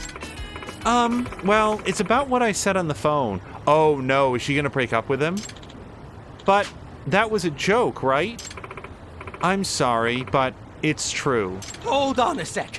But if your parents are that opposed, let's just elope. It'll be just the 2 of us. We'll go overseas or something. It's not possible. I couldn't do that. So you're just gonna obey your parents and that's that? Exclamation point. So I wasn't... It was an unexpectedly comedic pan over to him running away. Junpei-kun. Girl needs a friend. Maybe I'll go talk to her. Oh, Yagami's gonna put the moves on her. Hey, I hear your parents don't like that guy, but maybe they'll approve of me. I'm a detective and a lawyer. Hold on, watch this smooth approach. Yep.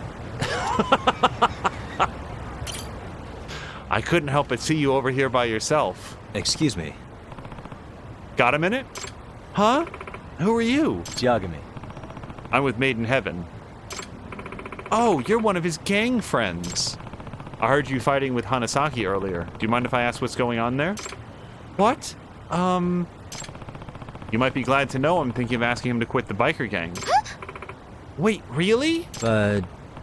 To do that, it would help if I knew more about him, so I can use his feelings to persuade him, you know? That would be very good of you. The one thing that I know is that he'd hate to see me fired from my job and evicted from my apartment, so I sure hope that you don't do that to me. Just kidding. If that's your plan, I'll help you. Now I can ask her about Bomber. Okay, so let's ask about Hanasaki and Hiyori's relationship.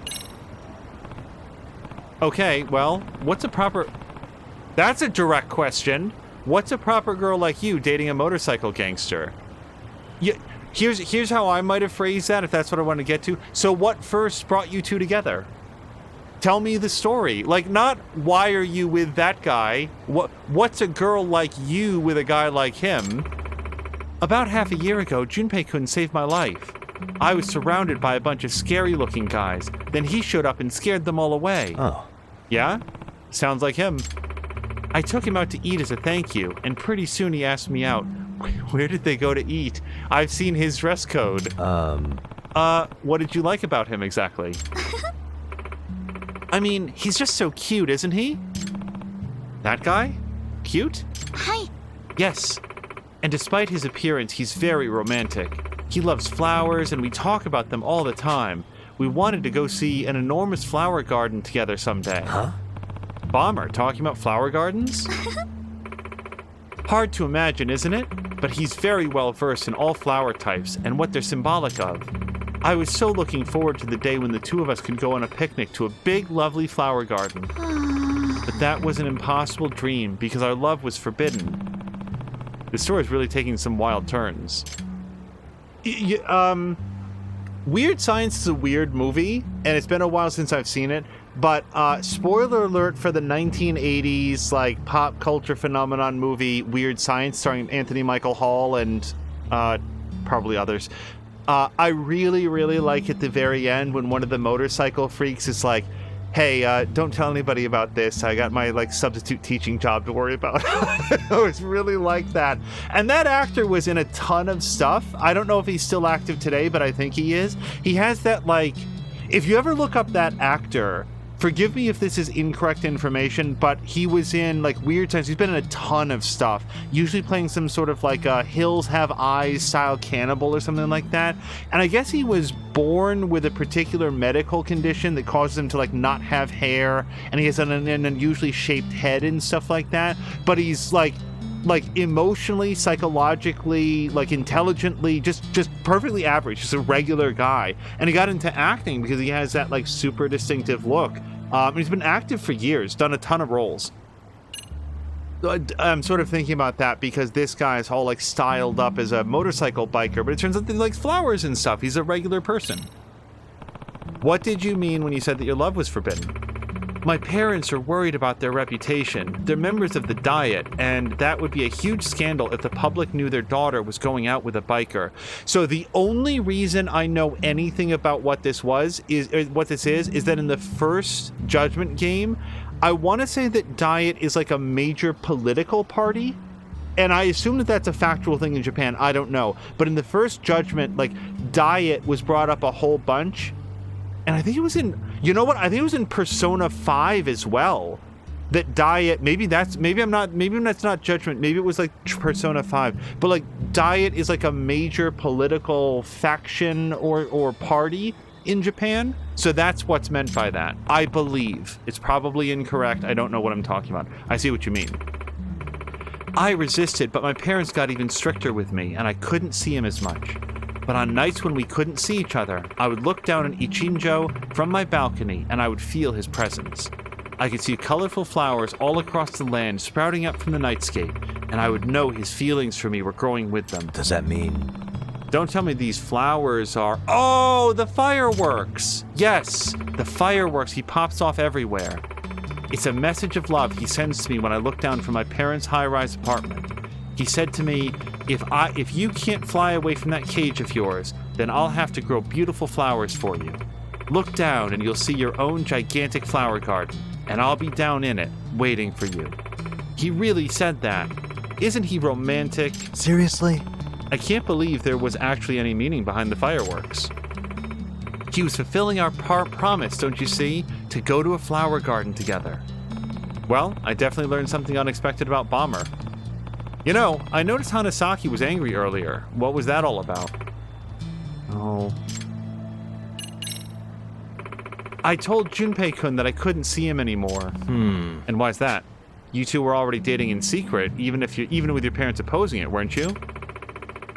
They said if I keep seeing Hanasaki, they'll talk to the police and have him arrested. My father, he has plenty of connections to the police. They'll do whatever he says. Okay, that explains it. There's nothing else to ask. I don't think there's anything else I need to ask. Hiyori-san, there's one more thing.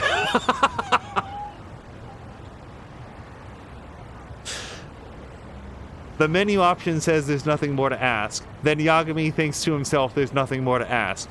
Hiyori-san, there's one more thing I need to ask. If I'm successful in getting Hanasaki to quit the motorcycle gang, is it possible your parents will let you two be together? Well, I do think I can persuade them. The only reason they're opposed is because he's in a gang. It has nothing to do with the way that he dresses, styles himself, or acts. Junpei-kun actually comes from a good family. They've been fireworks manufacturers since the Edo era. Gotcha. Uh-huh. Yagami-san, please do what you can for Junpei-kun. I'll be waiting for him to come get me when it's all over. Yeah. Sure, and I'll let him know how you feel. Oh, okay. So Miranda's saying, I think diet is the equivalent of the U.S. Parliament or the U.K. Parliament. Okay, so if that's the, like I said, it was never explicitly defined, but I was pulling from context that it was a major political force. So if something equivalent to Parliament or Congress, yeah, that's not a political party; it's a political body. Force is asking why Yagami is 7'8". Why does he seem super tall? So I can use his feelings to persuade him is the nicest way of saying emotionally manipulate. I think, here's what I think Yagami's gonna do, like, recenter Hanasaki as, like, here's what's really important, buddy. Like, it's not really that. Is the motorcycle gang really worth, like, losing out on the love of your life? If there's, like, he can still do fireworks, he can still enjoy nice flowers, he just can't do this stupid motorcycle gang. I'm not generally in favor of making people give up something that they love in order to be in a relationship. I think usually that's a super bad idea. But if Yagami can, like, if Yagami can maybe relieve him from the responsibility that he feels from the motorcycle gang by defeating him, then maybe Yagami can say, you're free now, go do that instead. Anyway, I got plenty of info on him. Now all I need to do is beat him. Okay. I vote that we go do it, because it's right up the street. Yeah, I want to say, like, the actor that I'm thinking of from Weird Science, for some damn reason, I want to say, like, his first name's, like, Michael or something.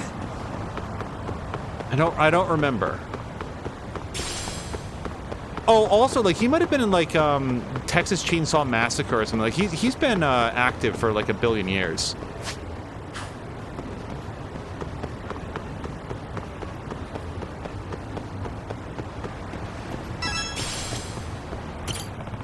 Should I go inside the garage? Yes.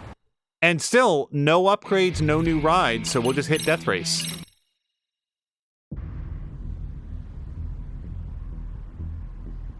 Yagami!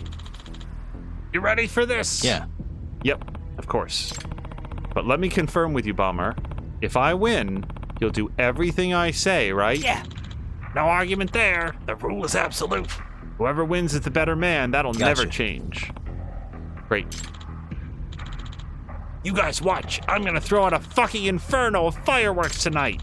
It'll be like a bunch of flowers exploding everywhere, winking in and out, each one like the Big Bang of the universe. Here they come! Drink it all in, boys. Here we go.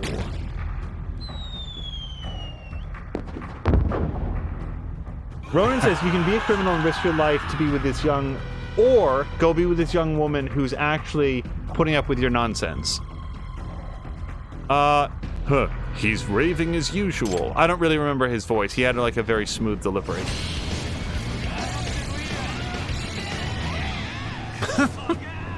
I will never not laugh at Yagami's helmet. I'm very glad that he's wearing a helmet. I do not ride a motorcycle. I strongly support motorcycle laws because I super do not ever want to be in an accident with somebody on a motorcycle.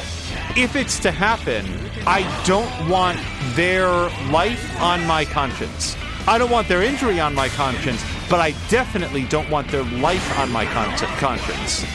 And the odds of that happening goes down if they're wearing a motorcycle helmet. Nuts.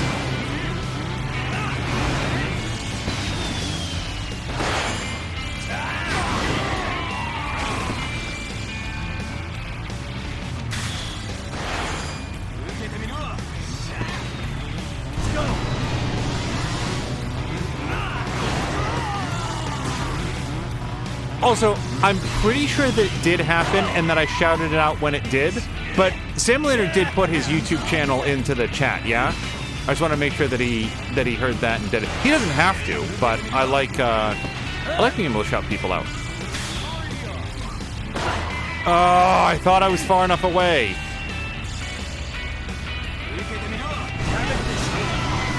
Oh, 2 for 1. Almost 3 for 1.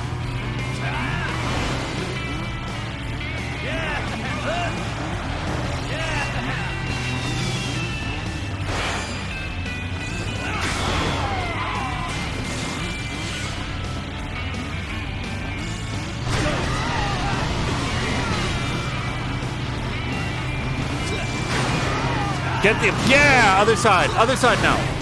Get him. All right, as soon as I stop guarding, though.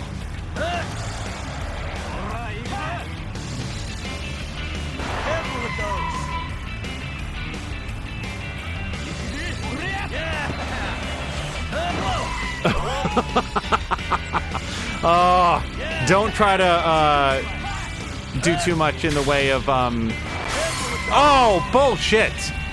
Drifting on a straightaway.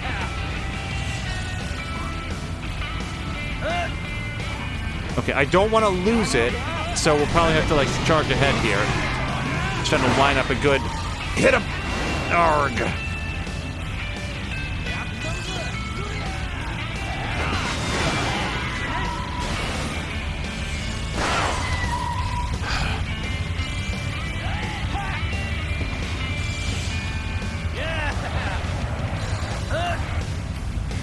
I want to have a little bit of juice in the tank for when the real race starts.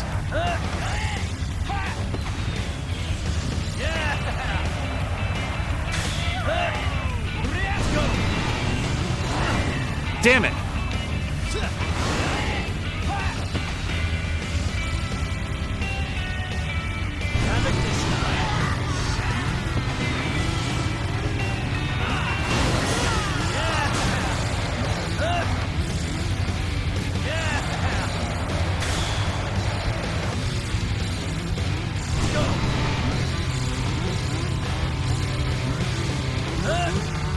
Hopefully I don't lose too much speed by wheeling, but I need some boost.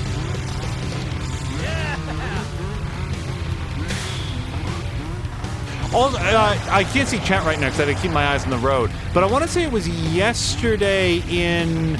Was it Mia's chat? I'm pretty sure that it was. The topic came up about, like, oh, this idea that cats aren't as loving as dogs.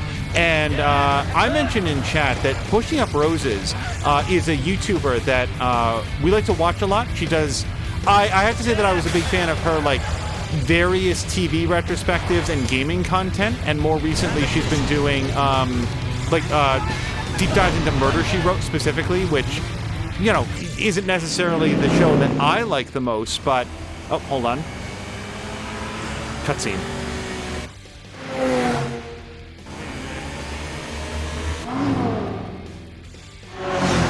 Yes! What? That's bullshit! Yagami, you bastard.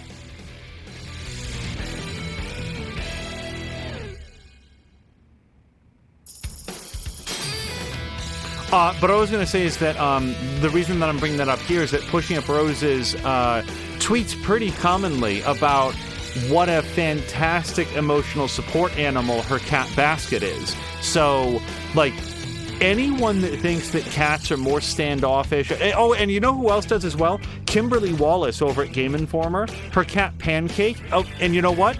Kimberly Wallace and Ashley O, who was previously at Polygon. I'm not sure where she is now, but Ashley O posts about her cat, Crunchwrap.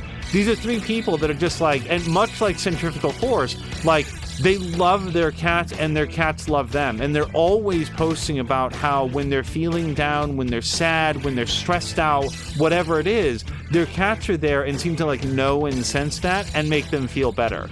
So, yeah, I was thinking about that since it came up in chat.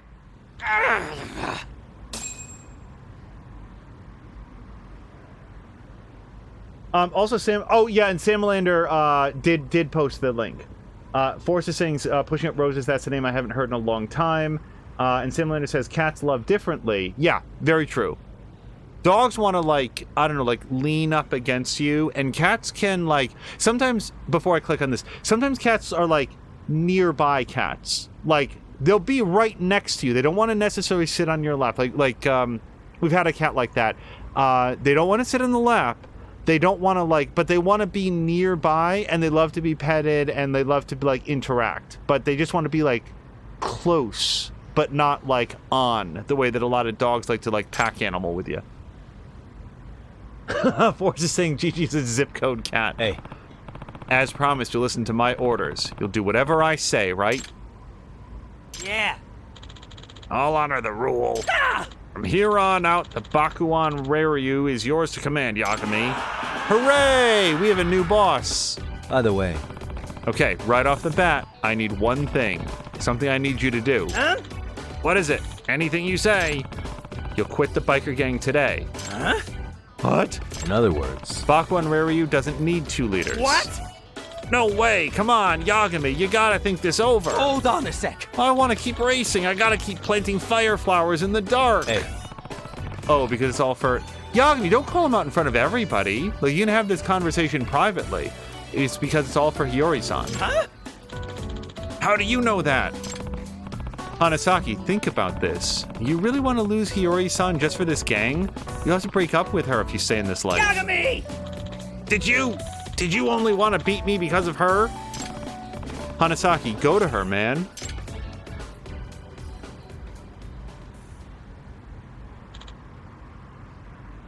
You say that, but... I can't. Why not? This is the only set of clothes I own. Can't get gainful employment anywhere. Yagami! To tell you the truth, I just don't have the confidence. I'm no fireworks maker. I'm a homeless guy with no education. I don't have what it takes to make Hiyori-san happy. Hanasaki. What should I do? My parents disowned me, and now I'm not even the leader of my own gang. There's nothing for me anywhere more. I'm such a fuck-up. That's not true at all. Sayama-san? You may think you've got nothing going for you, but what about those fireworks? Aren't they your pride and joy? Stuff it, old man. Junpei-kun, listen to me. You have a rare talent for a respectable craft. So why waste it out here on the streets? Don't give me that, Sayama. The streets are the only home I have. Besides, I can't exactly learn the family trade when it's my family that dumped me out here. Fair enough. Well, I was prepared for that sort of answer. I actually heard that Yagami-san was challenging you today. Wonder what he has planned. And I brought someone else who can recognize your talent. Come on and say hello. Whoa! What? Holy shit! Pops? Honestly, I've already approached him several times. I tried to talk him into letting bygones be bygones. But as it turns out, he's a stubborn man. He brushed me off every time. However, he heard his son was risking his life tonight in the most dangerous race of all, and he couldn't help but show. Now, isn't there something you have to say? How could you be such an imbecile? Lighting fireworks while racing around on a bike like some hooligan? Yeah, I know, I'm sorry. I should tell you, your father was pretty surprised when he witnessed your fireworks in action. And I think it's clear to both of us how innovative you are, wouldn't you say? Huh. You call those noisy little sideshow duds innovative? I call it crap. Why don't you just tell him how you really feel? Hate to say it, but this may be your last chance. Why the hell would I do that? Who spills his guts to his own flesh and blood? That's just... yeah, it's not how I was raised. Men don't talk like that. But if you don't ever communicate that to him, how will he know what his father really thinks? But that's... well... I suppose his work isn't too shabby. Didn't you say earlier how amazing he is? How much he's grown since you've seen him? Sayama, you traitor! You said you wouldn't... That sounds like a compliment? Pops! Did you really say that? I did say that. I could see you put your heart and soul into those fireworks. Watching you flare up with them was like watching you run around as a little kid. Those were, how do I say it? They were really something. No way! Yeah. I think maybe I've been ignoring some real talent. And over some dumb fight, too. Damn it. Maybe my age has finally caught up with me. Aw, Pops! Junpei-kun, don't you have something you want to say to your father? Huh? Well, you see, I met a special lady. A real firework who lights up my life. And if it means making her happy, well, then I'm willing to make amends.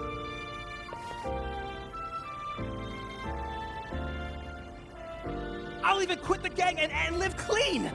If you take me back under your wing, I swear I won't let you down! I'll listen to whatever you say! I'm begging you, Pops!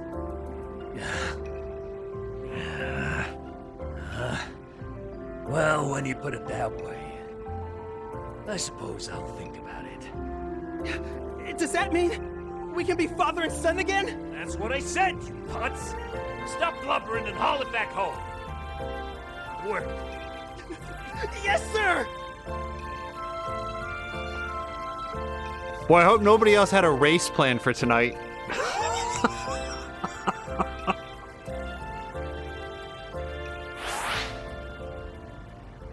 The undercard was all ready to go. All fueled up. Like, shut. Stop revving your engine. They'll get to it. Gotta let this play out, man. It's the code of the road.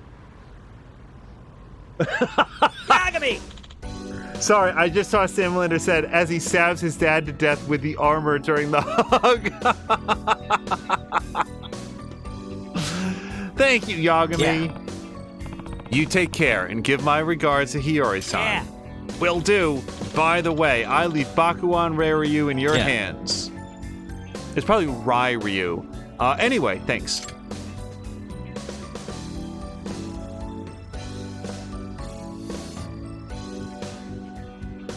Hey, not bad. You got me, Yagami. I never thought you'd actually got Hanasaki to quit. And on top of that, you got him to quit so he could be happy with his love? I think you're a real softie, Yagami. Hey. Got something to say about it? The rule is absolute.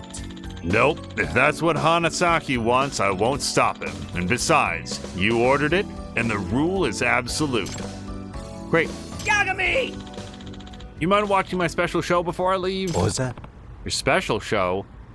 Wait, we're talking about fireworks, right? It's not you... You're not going to do something in this outfit.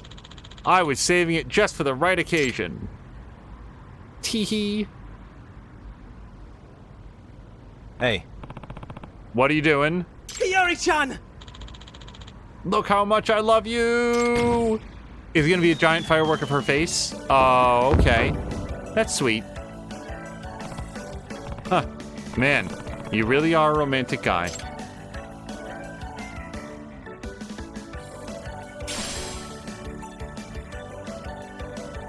Oh, we finally got a new motorcycle. Speedbow motorcycle. Guys, the upgrades on this might actually bankrupt Yagami. We've been rolling around with so much cash. So much like the robot fight, I don't necessarily want to do another race right now, but no. Change ride to the Speedbow. And now let's see if we can customize it.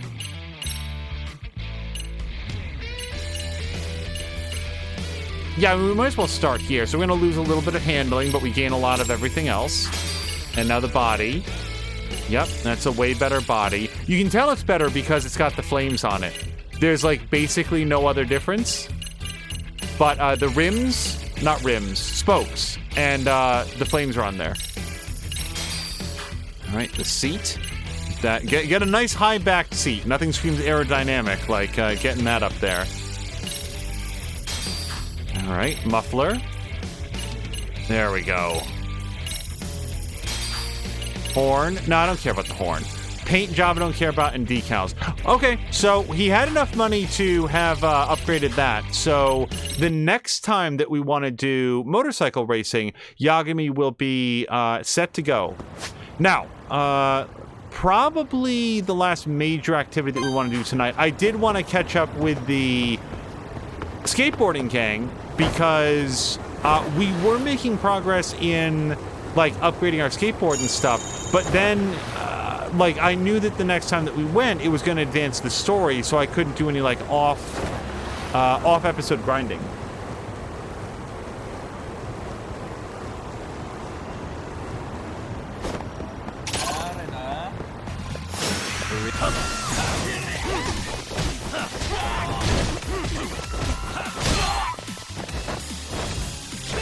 Oh.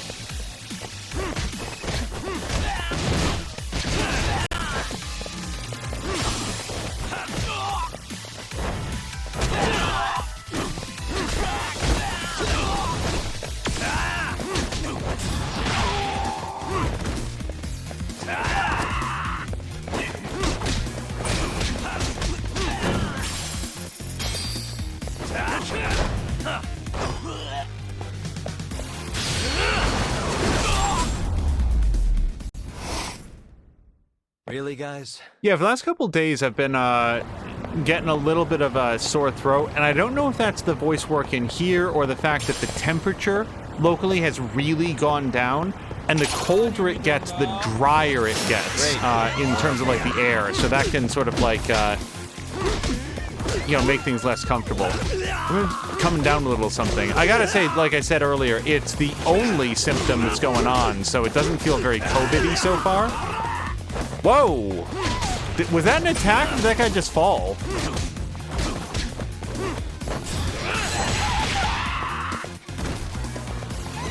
Oh.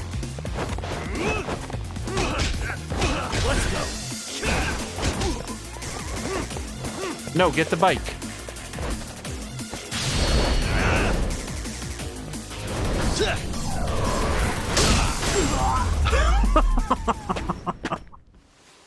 What a waste.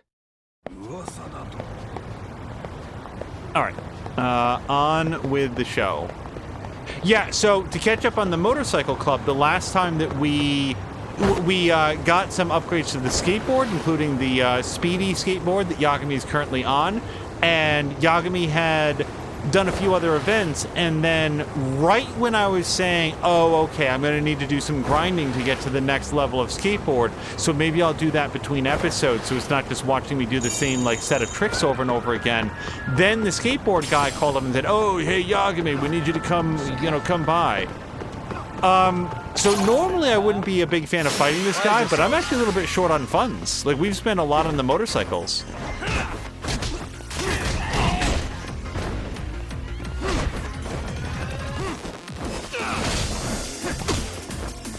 So this guy also knocked half of Yagami's lives out with a couple punches, so we're just going to do that, and then maybe some, no, Odin. Let's have like a pizza bun. Yeah.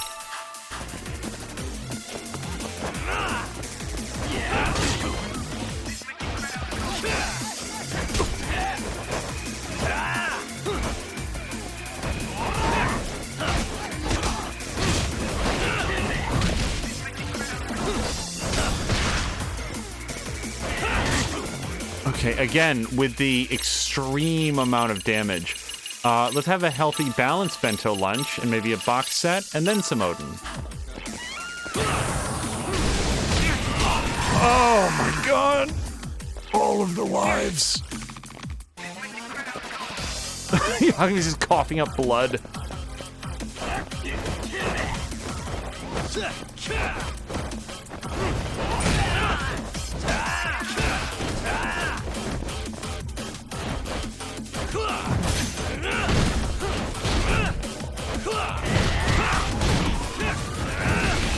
Oh, I really wanted to EX blast him.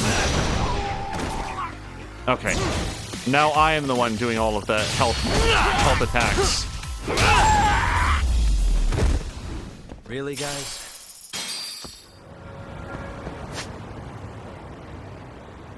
Let's stop by the Hamakita restaurant, if I can get there without taking any damage.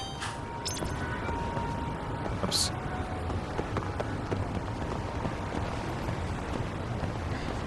Sorry.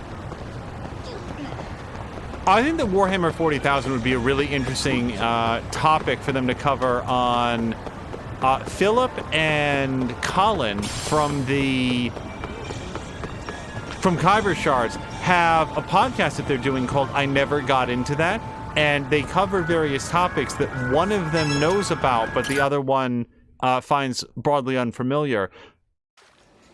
Wait, what's this? I can take your order. Oh, okay. I didn't know if this was going to be like a cutscene. Okay, so let's have some drunken shrimp, and shark fin soup. Yeah, I don't want to get too drunk because, again, skateboard time. Starving. Pretty tasty. Thanks. Hopefully the drunken shrimp aren't made like of rum. No, okay. We didn't get any drunk points from that. Let me go here.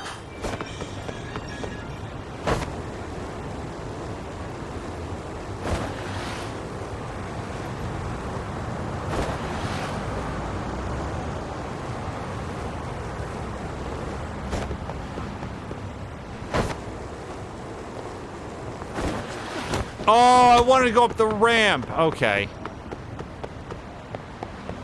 I was about to say, hey, everybody, check out this sick trick, and probably have completely missed the button prompt because it's been like a week now. Chioda. What's going on, Chioda? Let's hurry over to the park. Yeah. Okay.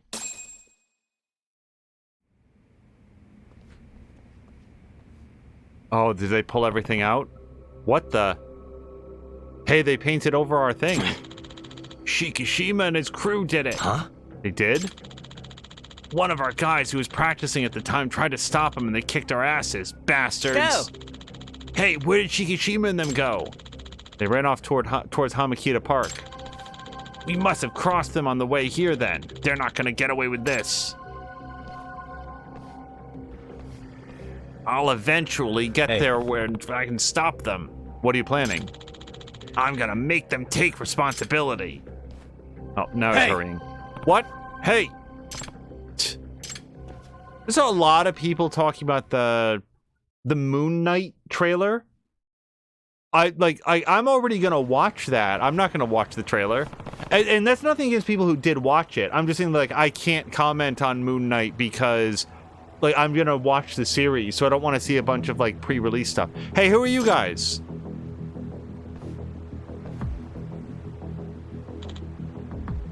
Punk in black. Well, I guess that's one possible description for him. You sure don't seem like Shikishima's skateboarding buddies. You're the Neo Kagan gang, aren't you? Nah. Listen, why are you guys getting involved with some kid's turf war? It's not making you money, is it? Not a damn yen. Your tone seems to imply you aren't happy about any of this. So let me guess, the professor is putting you up to it.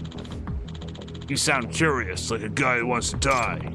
Bring it on. Maybe you'll feel like talking after I knock you around. Wow, Yagami doesn't usually trash talk at all.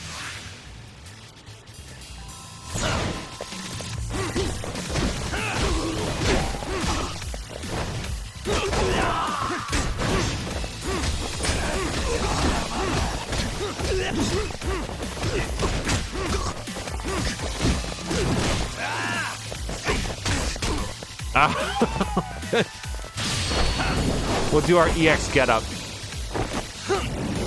Oh, hey, I probably have a ton of SP. Like, it's been a long time since we bought any moves. Like, not this entire episode.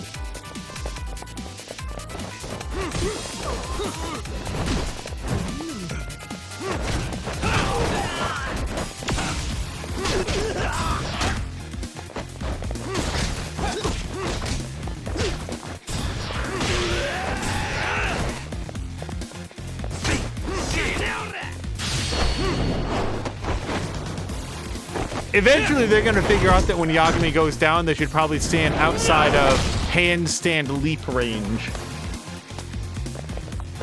But fortunately for us, no time soon.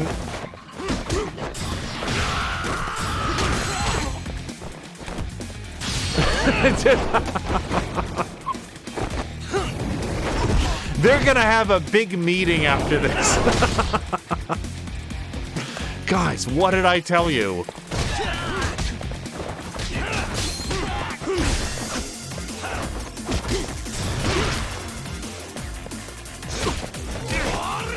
No, I will not do it a 5th time. Any other move.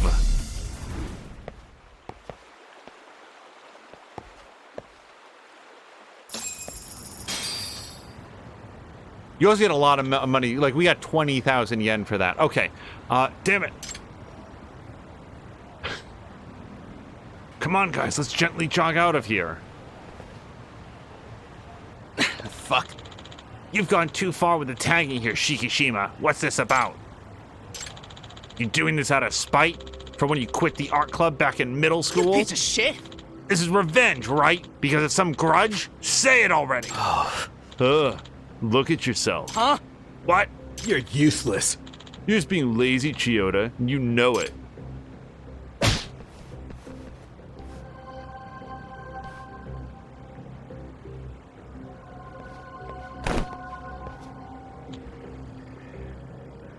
Hey. That's enough. Huh? Hey! Hey, what the hell? Let me go! His wristwatch. Wait, what is it about his wristwatch? I've never seen this before. Why is Yagami locking him in that?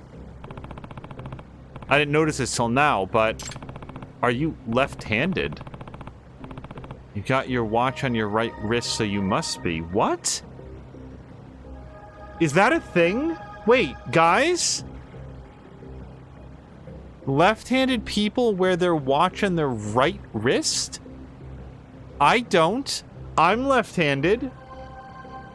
Is that... Oh, that's really gonna be distracting to me. Okay, well, whatever. I'm just gonna click next because I've never heard of this. What's that got to do with anything? There's something off about that information, but what? Oh, does Yagami... Yeah, Yagami has like a picture or something about somebody who appears to be Shikishima painting, and they were using their right hand. Now that I think about it, there's some evidence that belies your left-handedness. Take a look at this.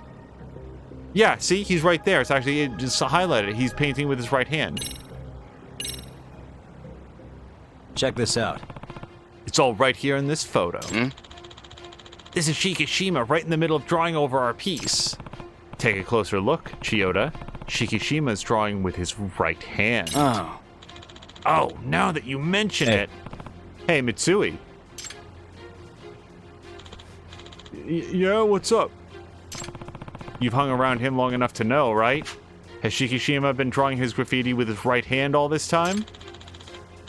Now that you mention it, you might be right. Yeah, something felt off because my impression was that Shikishima's left-handed. And wouldn't you say Shikishima's art has improved dramatically compared to when he first started? Yeah, that's right. He kind of sucked in the beginning. I see. As I suspected. Wait, is he using like a stunt double graffiti artist? Yagami-san. What does all this mean? Shikishima. I think it's got something to do with the real reason Shikishima was drawing over Chiyoda and his crew's work, am I right? The reason Shikishima was using his right hand to draw graffiti.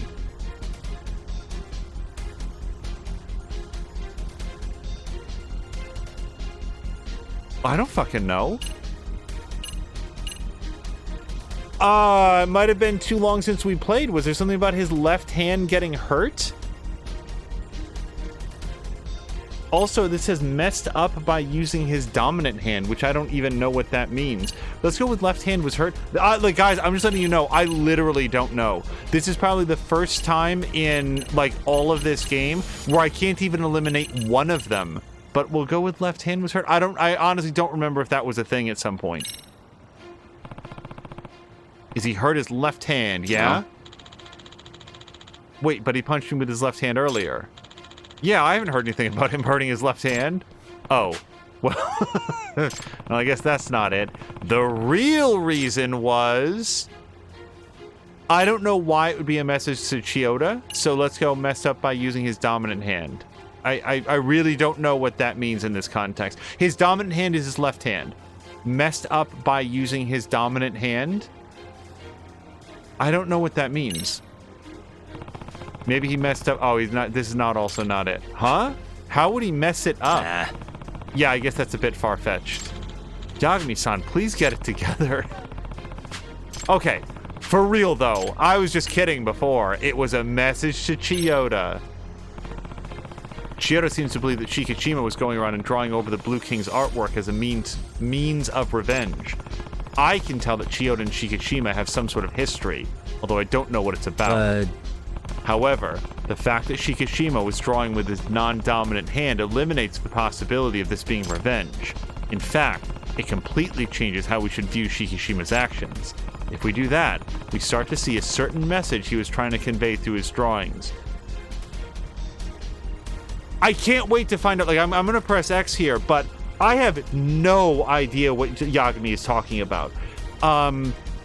He's left-handed. He was painting with his non-dominant hand, and he was better at it than he had been before.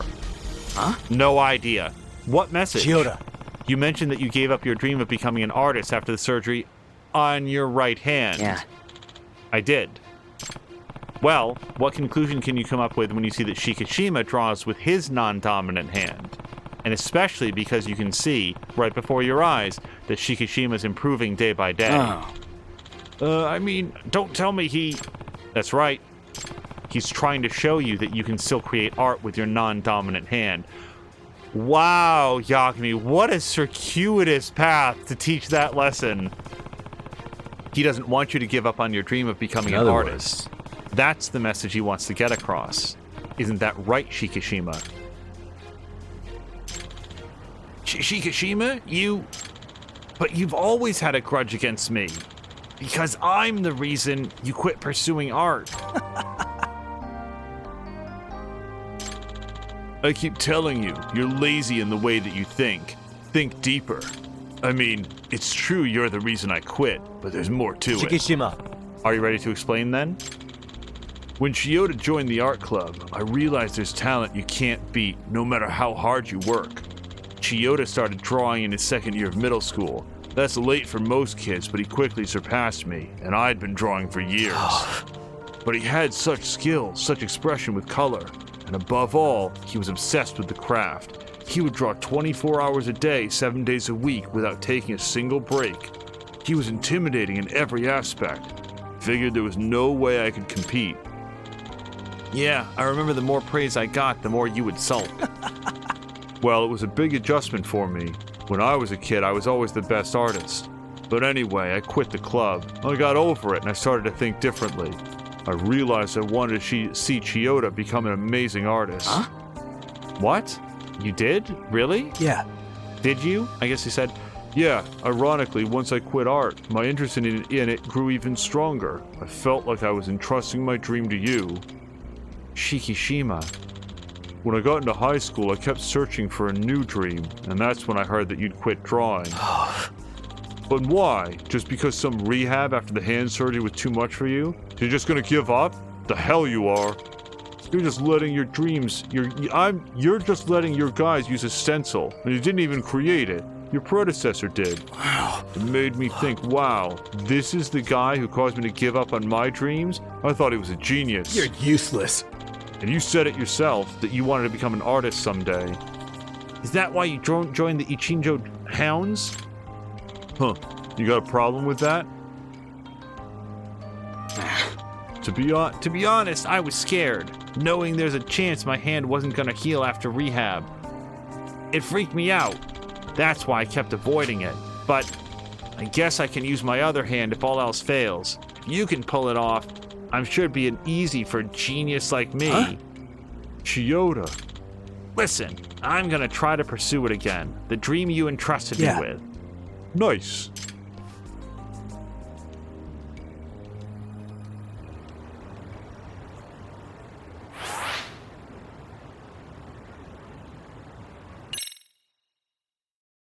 Based on where we are stat-wise, it kind of feels like we should be near the end of the school story. It's like we're almost maxed out. But it doesn't. When you look at the like the chart, it doesn't feel that way. Hey, Shikishima-kun. Iamori-sensei. Sorry, that's Shikishima. Does this mean you'll come back to school? Yes. Yes, yeah, I will, because I've accomplished what I set out to do. Thank goodness. Yagami-san told me all about the stupid things you did. That was my bad. Yeah, sorry, Sensei. So, down to business then. How did you communicate with the professor? I received a private message to the underground site. The professor contacted you directly? Sure. Yeah, that message mentioned some things about Chiyoda. I'm assuming that wouldn't be legible even if I could read Japanese. It looks all pixelated out. Your former rival, Teta Chiyoda, and the Blue King group are acting like they've ruled the undergrounds of this city, and they're ruining the place for everyone. I've seen your work before in an art contest, and I know you should be the one to paint over those fools' graffiti. I want you to let them know the ruler of the city has changed, all right? Don't worry, I'll be sending you some bodyguards for this. Professor M. So Professor M, that's a new letter, and I do want to read what Forrest wrote as well. So this was all a promotional ad campaign for the professor, like you mentioned before. The Blue King used to claim like they were the king of delinquents. Maybe the professor thought they were an eyesore. Now that you mention it. Speaking of which, was that graffiti of the professor based on how he looks in real life? I'm going to tell you right now the answer is no. He's never seen him. Not at all. I don't know what he looks like. That was just my imagination. Professor Moriarty was the first thing that came to mind when I heard Professor, so I drew him like that. I see. Then I guess we can't rely on that drawing as we continue our investigation. I'm a little surprised that Shikishima-kun's behavior turned out to be just a misguided commercial. But then again, we're not sure if that was the professor's true intention. Yeah, using a former art student for publicity purposes seems a bit far-fetched. I wonder why he chose Shikishima-kun then. It's unforgivable. Whoever this professor is, I can't believe he would lead students astray for such nonsense. Let's not let our emotions get the better of us, Sensei. We promise to reveal his true identity and make him see what he's done. We'll do it in the name of the Mystery Research Club. High fives, everyone. Okay. So, that is going to... Yeah, we'll save the points and everything for next time, because as I've been streaming, I've been feeling less and less good. That's not usually how this goes. Yeah, my throat is bothering me some. So, Force says, handedness is a touchy subject in criminology. Many people who are left-handed can exhibit ambidextrousness. Left-handedness was a point of contention in the Zodiac case when the main suspect, Arthur Lee Allen, or Leigh Allen maybe, had handwriting analysis done on Christmas cards he sent out. Ultimately, there was a split decision between probably two experts, and the detectives who the detectives who believed that the infamous letters to the editor may have been penned in Leigh's non-dominant hand. Leigh was primary for a number of other reasons, but the handwriting analysis was one heartbreaking blow to detectives who felt that would break open the case, but only led them further down the path of frustration. Yeah, I had no idea, Forrest. That's an interesting story. I'm going to hit save. And yeah, when we come back, I've got 66,000 SPs to spend, and we're right outside Amasawa's office, so we are definitely going to talk to her next. However, this will be 2 episodes in a row when we focus on school stories, so pending what we find out, I believe my intent for the next episode will be to talk to Amasawa about whatever updates she has about the case, and then proceed with the main storyline, because we've made a lot of school story progress, and I'm feeling like it's time for Yagami to turn in for the night, and then to advance to the next stage of the main story. So that'll be our goal for episode 16. Goals can be adjusted, but we'll see how it goes. So with that, we're going to exit out to the main title screen, and we will see you guys again let's see, tomorrow's Friday. Almost certainly not tomorrow. Saturday is the next most likely day that we'll be able to stream anything, and even then, I would very much like to be able to watch folks like Samalander and Caroluna and Force, and I don't think Mia's streaming anything on Saturday, but I know that she'll be live again both tomorrow, starting about 5 p.m., and then on Sunday as well. Samalander, very, very glad to do the stream. Thank you right back for hanging out and chatting, and we will see you guys again in the days to come. Let's go find somebody fun to raid, and we'll see you guys again real soon. Oh, and Force, since I'm, I can't stop thinking about, the other day when you raided, and I didn't even realize it for several minutes because chat was broken. Again, thank you very much to the raid. Thank you very much to Marquack, who had also cheered. I had no idea anything was broken until Marquack cheered 1,000 bits, and it didn't show up, and it was like, oh, he shouldn't have needed to cheer for that to happen. But I want to thank you for that, and also, for real, it was fantastic to see you streaming again with Anno 1800. I do hope that you continue that campaign playthrough. I'd love to see it through. Now let's go find somebody fun to raid you guys, and I'll see you again in the days to come. Until next time, I hope you have a great night.